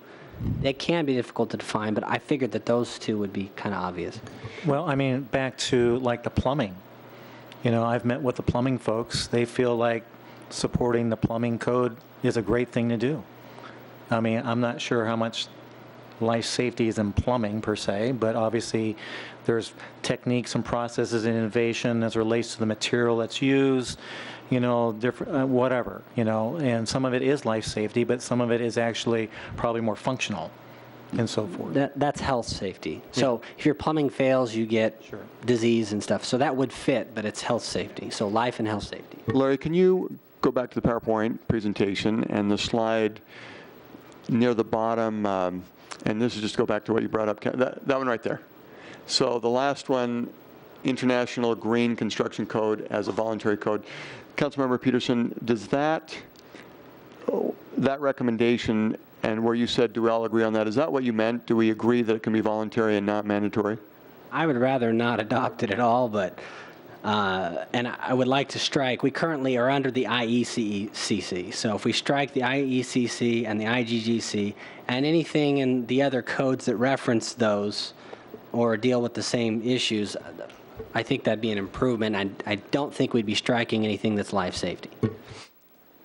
So of the 9, you'd be okay with 7, but take 2 completely out, not even have them as optional.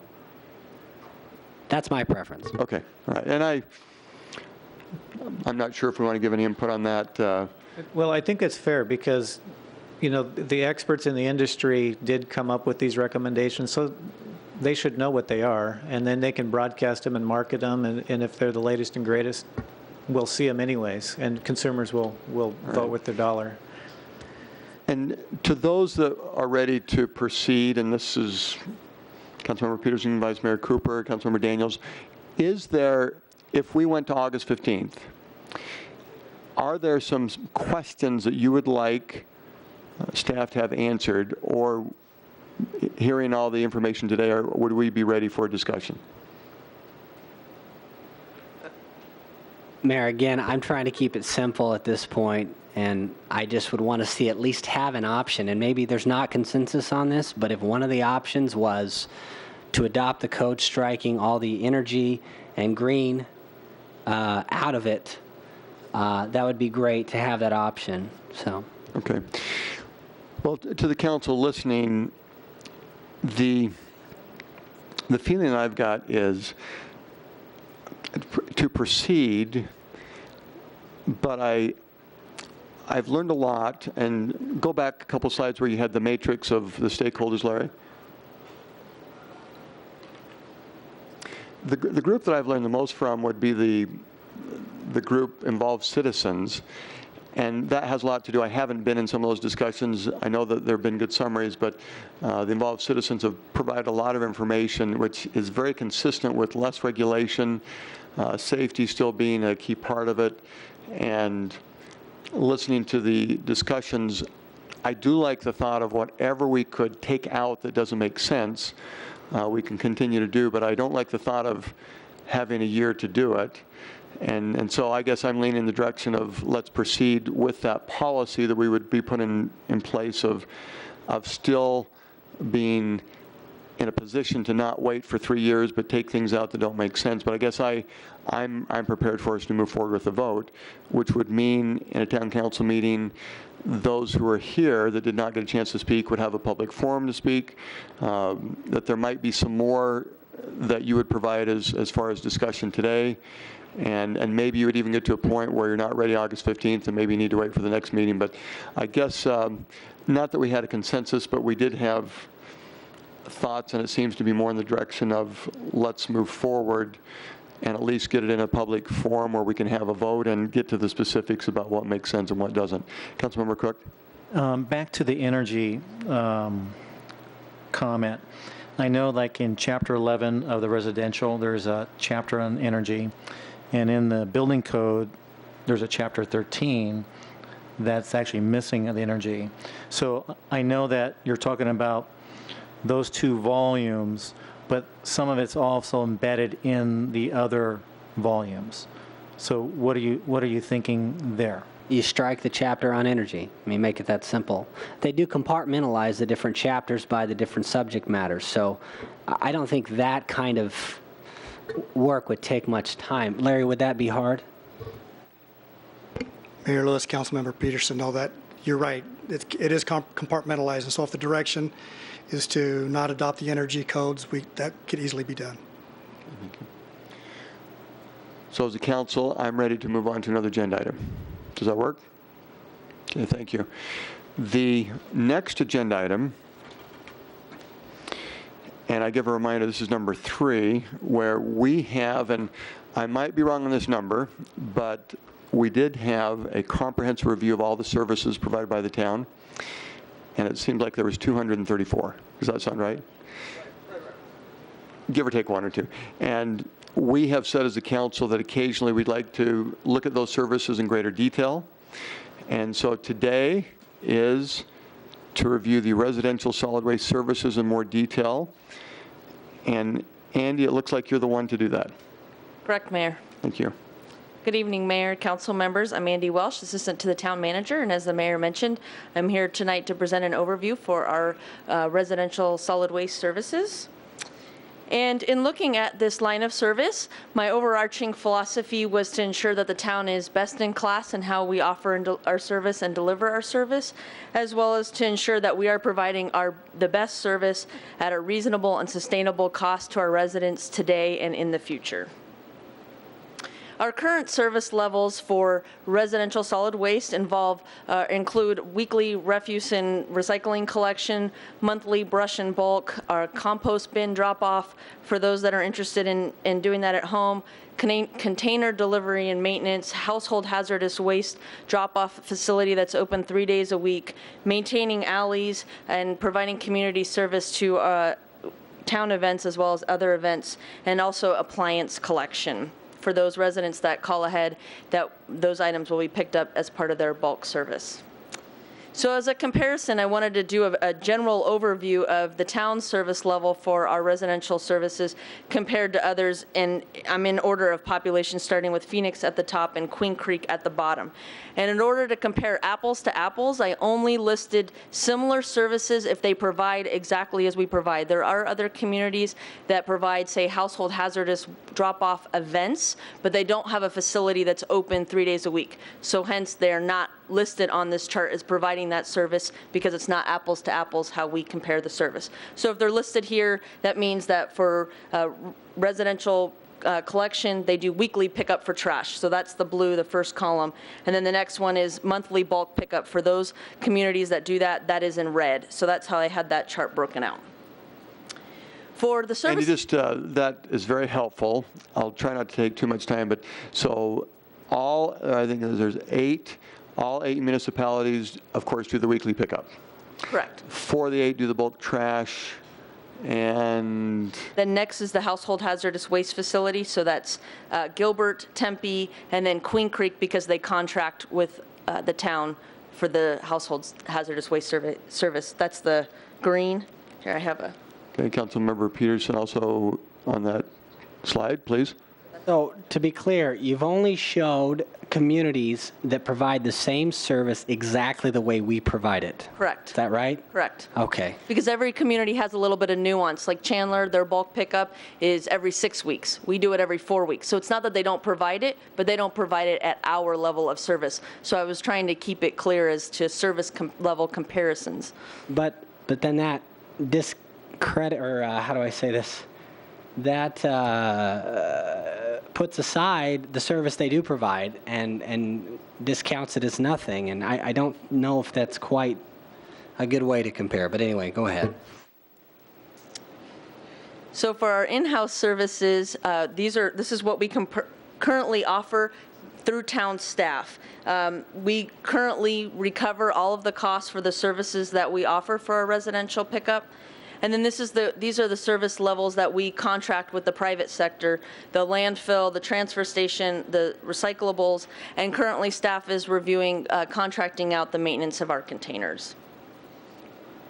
So throughout the valley, there are 4 separate models that different communities use. The first model that is out there is a municipal provider for solid waste, such as the town of Gilbert. Then there is the contract service model, such as what's offered by Chandler. It's a private sector company, but town staff still manages and bids out that contract. There's managed competition, which is what Phoenix does. They're currently the only community in the valley that does that. They've been doing it since 1979. The city is broken up into different districts, and that's bid out in different intervals. And then the subscription option, such as Paradise Valley, where every resident can choose their own provider. So within the metro area, here's a comparison of cities either like Gilbert or larger in terms of who is using the municipal option versus a contract provider. And then here's a cost comparison for the services, again, in order of size of community. So we have Phoenix down to Queen Creek, with Phoenix being the highest. The town of Gilbert in fiscal year 12 did do a rate decrease to the current $16 a month. And this year, staff is moving forward with a utility rate study. So we are looking at our rate, not just in residential waste, but through all of our utilities to determine if this rate is appropriate for our service line and what we're providing. Andy, I have a quick question. From an apples for apples perspective, when you show those dollars, is that, again, back to the one slide I showed, the levels of service that we did. Our $16, is that what it says, 16? Yes, correct. It covers all those lines of services, right? So when you look at that dollar, that's really not a apples for apples, because some of the other services are less, and that's what the citizens are being charged. Is that correct? That is correct. This is not addressing service. This is just addressing monthly cost. Okay. On this chart. Councilmember Peterson. I want to try and see if I can be a little less clumsy at expressing my earlier point. I may do worse, who knows. But the point is, if we did that same methodology and put ourselves in someone else's shoes, and we're only going to compare and show other people's service that's exactly like ours, then naturally we're going to have the longest bar, because there's only going to be a few people who do it exactly like we do. So that doesn't mean that they don't provide a valuable service in maybe a little bit different way, and that chart doesn't really account for that, and that's my concern. So, I mean, I didn't see Chandler on there at all, and I know they do weekly pickup. Yeah, Chandler was on there. Go back to the other one. I'm sorry. Well, there I'm putting my foot in my mouth. There it is. Okay. So I guess maybe I'm missing something here, but the way you said it is, if they don't provide it exactly like we do, we don't show it there. And it's not really giving them full credit for the things they do provide. That's my point. Mayor, Vice Mayor yeah, Cooper. just the thought, the way I read this chart, and I could be wrong too, but Gilbert's got a level of service. And those that offer the exact same level of service or better would show up further to the right on this chart. So yes, some of these other communities offer a version of that service, but it is less than the service we provide. And I mean, it's just a fact. They come every 6 weeks, we come every 4 weeks. The service is offered, but at a different frequency, and so the level of service is less. That's all this is trying to say. This isn't trying to cast anyone in any bad light or anything. From the way I read it, this is Gilbert, and here's what everyone else is providing. I mean, there's nothing sinister about it. Other questions before Andy continues? Continue. Okay. So here's just a different visual of how the $16 a month breakout, the majority of the $16 a month goes for the weekly recycling or the residential pickup for your trash and solid waste, and then recycling, then bulk, and then the smallest percentage of the bill is in your household hazardous waste. So the latest month that we have data for in terms of utilization is for May of this last fiscal year in terms of the utilization for our pickups in solid waste as well as recycling. And the question might be wondering, why is it not 100%? There are some people that are either on vacation or don't roll out their trash cans every week. They're just not full. They might be using more recycling. So this is the number from people on vacation. So as part of a council discussion, just wanted to provide some things that you may want to consider if you want to look at how we offer our service for solid waste. Obviously, customer service, customer satisfaction. The most recent citizen survey that we had done this year, residents ranked this service at either 94 or 96% as excellent or as good, compared to Chandler in their last survey in 2009 through the same company, so they asked the same question, was at 88%, just as a comparison. The ability for the town to control this service and how we offer it, the levels of service and how we provide it, the ability to either mitigate our risk or transfer that risk, how we would administer it. If we did go through the private sector, such as Chandler, they still have staff that administer that contract. Our ability to respond to emergencies. If we have something that happens, we're able to either mobilize our staff or bring in contract help to help with some weather-related emergencies. Community expectations and livability, and also the last item on there is employee morale and the impact on employees if we were to change our model. So as part of your discussion, just here to hear what interests you might have and some direction if you would like to talk about our service. Thank you. And as I said, as a council, we'll have opportunities to have service updates, and so today was residential solid waste. And even the month of July, I had 3 people that had moved out of Gilbert that came up again and said, oh, we wish bulk trash. We'd move back to Gilbert if we knew that we weren't going to get bulk trash. And so I think there's a lot of positive feedback that comes to our team members.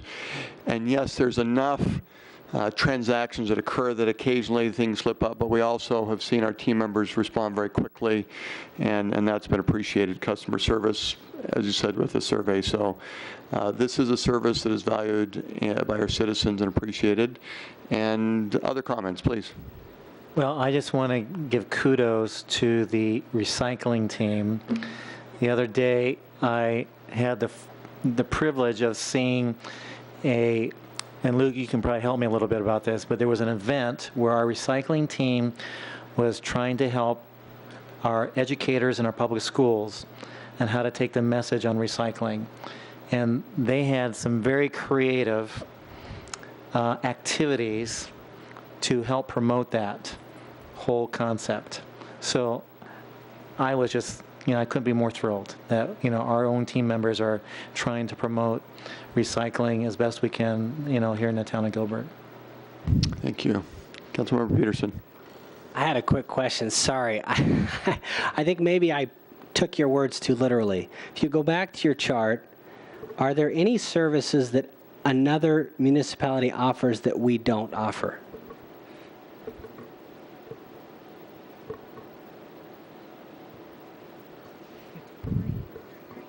Not that we're aware of. So that Well, there is one. It's green. troubles me because I green, think the green bin, the green compost bin. I mean, we do it as a compost bin where we'll deliver, but some communities actually pick up your green waste, right? Wouldn't that be the one thing? Yeah, excuse me, Mayor Lewis, Victor Peterson, Lewis Anderson, Environmental Service Manager. City of Mesa, as Councilmember Daniels mentioned, does do a green barrel program, and it's $7 additional per month in addition to their 23, and it's a monthly service. There's about 15% of their population that use the green barrel in Mesa, and there's a couple of jurisdictions that own their own landfill, which we do not. City of Glendale owns a landfill. Okay. And I think that gets back, I'm glad you mentioned that. The green bin was a Mesa resident who said this, and not very much fits in there compared to the bulk trash they were used to in Gilbert. But, excellent question. I'm just pointing out that it's fine. Look, I think our team does a great job. The way you presented that had me a little worried. And you guys are very efficient. I do appreciate that. My interest in this item is just that on principle, it bothers me that people can't choose a different hauler if they want. And that's my main thing. I think competition is the thing that keeps us on our toes. In the free market, that's the secret behind the highest levels of efficiency possible. And so, I would like to look at further discussion on this, at least look at allowing individuals to choose another hauler if they'd like to, just so they have that freedom, and plus that's another incentive for us to be at the top of our game. So, other comments? Councilmember Taylor? Andy, thanks for the data here. Towards the end of the presentation, you shared some satisfaction data, us versus Chandler. And that was just global overall of the overall service, right? I have specifics. It's broken down by garbage, recycling, and then bulk. In our survey, we narrowed it down into those three categories. Oh, okay. And maybe that's something I can just get after. I would be interested at the component level, how we compare to other municipalities service-wise. Sure. So. Nationally, we're above the benchmark for all of those services. Oh, nice. Thank you. Thank you. Other comments? Now, as a council, at a policy level, continuous improvement and cost reduction where we can do it, and improve customer service, we want that to continue. And you start off with best in class, and I get the sense that a lot of municipalities are looking to Gilbert as best in class. It is interesting to see that Chandler did privatize, and I know many years ago Gilbert did a competitive bid process, and I'm sure that could be something that could be considered at some day, but it just looks like at this point, from a cost standpoint and also from a service delivery, that a lot of municipalities are looking to us as best in class, and so it seems like we continue to try and maintain that, but we don't forget from a policy perspective, we still care about costs and continuous improvement. We're looking for direction. Is that a summary from a council perspective? Do you want to add, modify anything that I just said? Councilmember Taylor? I don't see that it hurts us to evaluate it every now and then, and I'm not saying every other month, but every 5-10 years, let's look at the benchmarks cost and service-wise, and how are we doing? Ask questions. Are there better options for our citizens? I think we owe it to our citizens to make sure and have good data to show that we are best in class and we're continuing. And one thing that, as you know, I'm into continuous improvement. That would be interesting for me the next time is what are we going to continue to do to get even better and challenge ourselves and carve out more waste, no pun intended, so we can get any better. I know that citizens greatly appreciate when we can lower rates. And anyways, more initiatives on that would be helpful as well. Thank you. Councilmember Daniels? Just when Councilmember Taylor was mentioning those things, it made me think of the recycling program that we continue. We have a WIG. We continue to reach for a higher percentage. And part of the reason for that is we get a return on that investment when it comes back to the town. And then that in turn does help our citizens with their utility rates and does several other things, I think, as a benefit for the community as a whole. Based on your comments, Councilmember Taylor, do you believe that that's what we've done? With the research that Andy has done, are you satisfied with that information, or do you want us to reach further as far as looking to privatize? Well, yeah, I would structure the data differently to be able to answer. I don't think that data tells me that we need to stay in our current position. I would look at our service levels by component, and then look at the cost by component as well. And then we would also need to look at what alternatives that data has shown, like Chandler, right? What are the citizens less like there, so that we know that we can make an informed decision there. That's how I would look at the data. I'm really satisfied with the trash service that we receive as a family. Appreciate it. This whole concept of privatization, which I agree with in many aspects of what we do as in government, that we look to the private sector both as comparisons and then also as a resource for our citizens. But there are a few things to me that are essential services. And if we can prove that we can provide it at a lower cost than a private sector market can provide it, because it is a basic need of our citizens, and it's not being subsidized. It is an enterprise fund. It's separate. We don't mix the fund with enterprise and our general fund. Then I am satisfied that our citizens are getting the best value for their dollar. Water is another one. We've seen some private water companies in very recent times and in neighboring communities that have not provided the level of service that the town of Gilbert has, and subsequently it has harmed their citizens. We don't want something like that to happen in the town of Gilbert.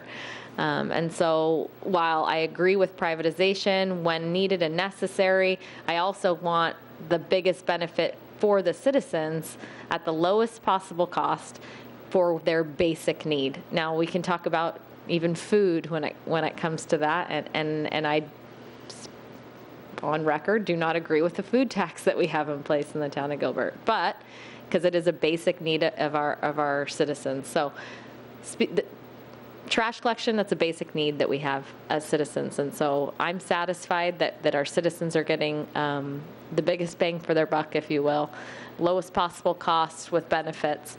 And I'm happy to have more research or to tweak the research. I think that's what you were saying, that you want to understand more about some of the added details. But I think we need those before we ever have a conversation about privatization.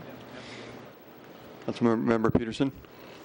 I have the same thoughts as far as the analysis, and forgive me for my skepticism. I'm skeptical of all data I haven't had time to process and verify myself. It's just the way it is.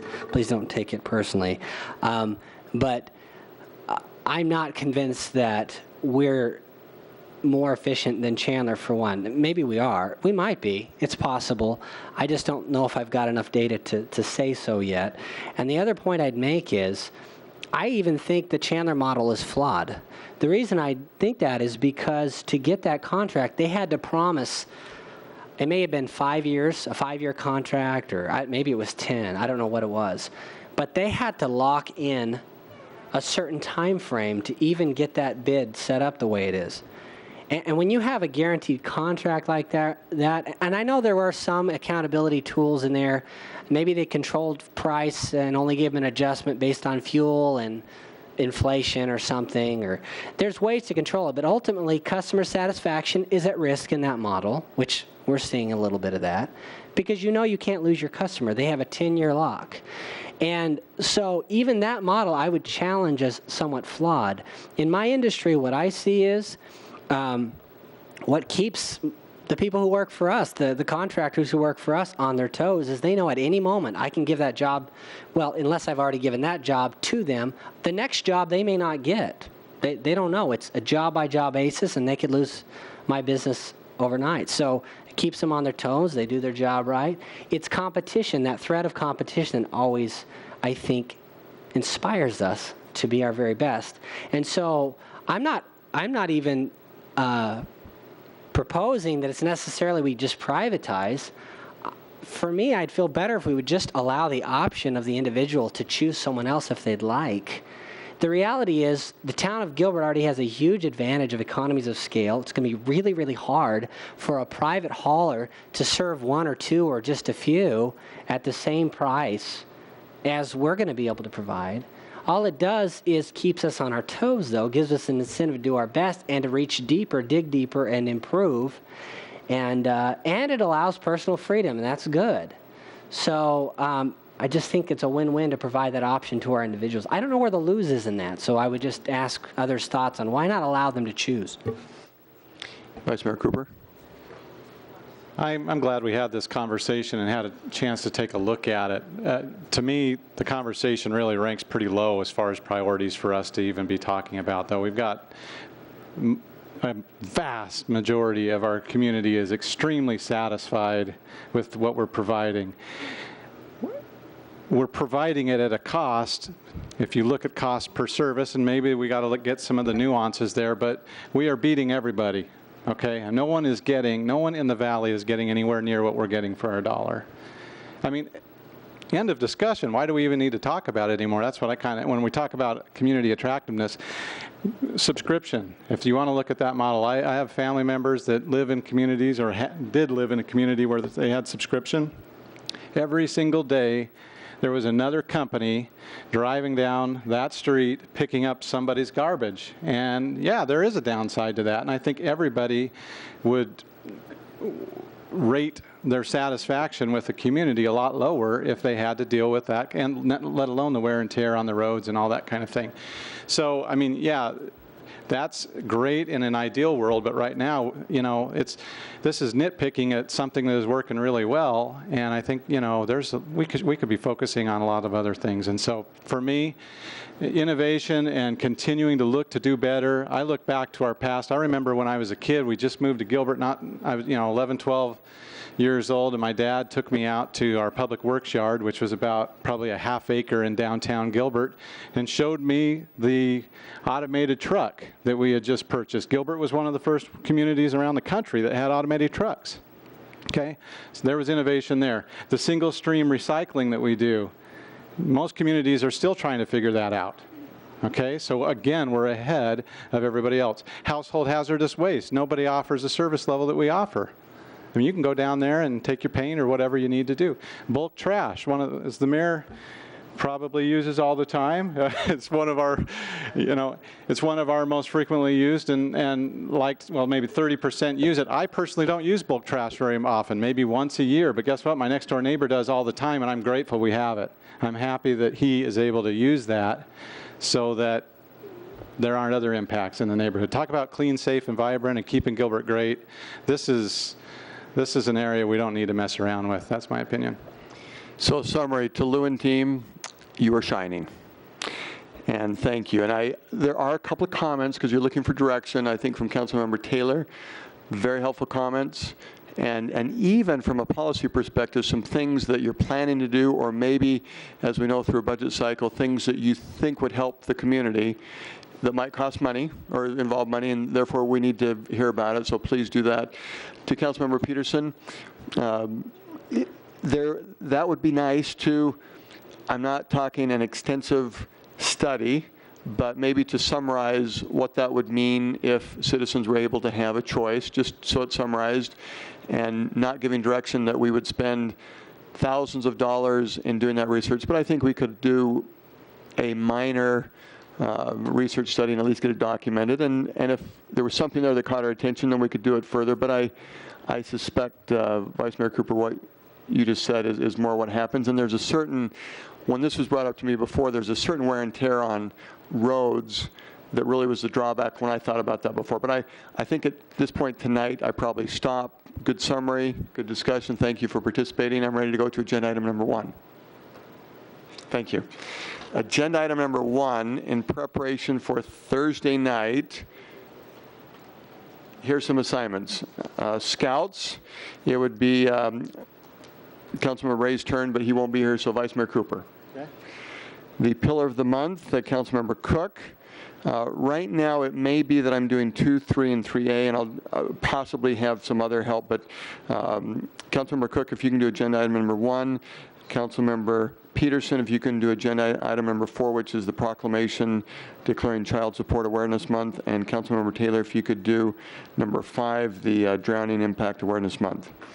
The other, and I guess for sake of time, because we do have an executive session, that's one benefit, is to have a study session. We can focus on these issues, and all of these items we can discuss on Thursday night. If we just do that and wait till Thursday night, does that work for the council? So in other words, we don't go through any agenda items. We'll just do it Thursday night. The 1 or 2 additional items, Councilmember Ray is not here, and this is near the end when we talk about our boards and commissions. This is a brochure that just came out. I'm not sure if all council members have a copy, but this is from the Arts, Culture, and Tourism Board, and they are looking for help from all of us, including the council, to spread the word on an opportunity that is identified in this brochure called Open Seating. The other item I mentioned as far as future meetings, and this will be new information for town leadership, and so we'll vet it, but I'm starting with the council just to see if there's immediately anything that wouldn't work. Gilbert is known to have the largest Constitution Week celebration, and during that week, there is and this is, Susan, this is under future meetings. You know, we're still on agenda item number 1. Mike, this is where that body language I love. That's very good. It tells me something. So this is under future meetings, and will be discussed with town leadership, but I'm making sure the council knows this, that on Thursday night, September 19th, that is our second council meeting in September, that the Constitution Week group is planning a very large event, so large that there's not a venue in Gilbert that will be able to hold it. And so I've talked to Town Manager Banjer about the possibility of shifting dates so that we would be available to attend that and be part of that celebration. And we've talked about actually doing this on the day the Constitution was signed, Tuesday night the 17th. We'll have some more dialogue, but I'm just looking first if there's feedback that would not work. Please let Town Manager Banjer know. We'd shift to Tuesday night. We would not have a study session, and we would just have our town council meeting. And Councilmember Taylor has another assignment that we would do as part of that night, but we'll tell him about that more later. Town leadership will vet that, and so that's future meetings. And so I think I'm to the point of about ready to adjourn this study session. Did I miss anything? Okay. It sure is good to be back together. What a great team. The next item of business is to call to order a special meeting and to entertain a motion to recess the special meeting and reconvene an executive session. Is there a motion? So moved. Second. Okay, with that motion second, we will convene an executive session.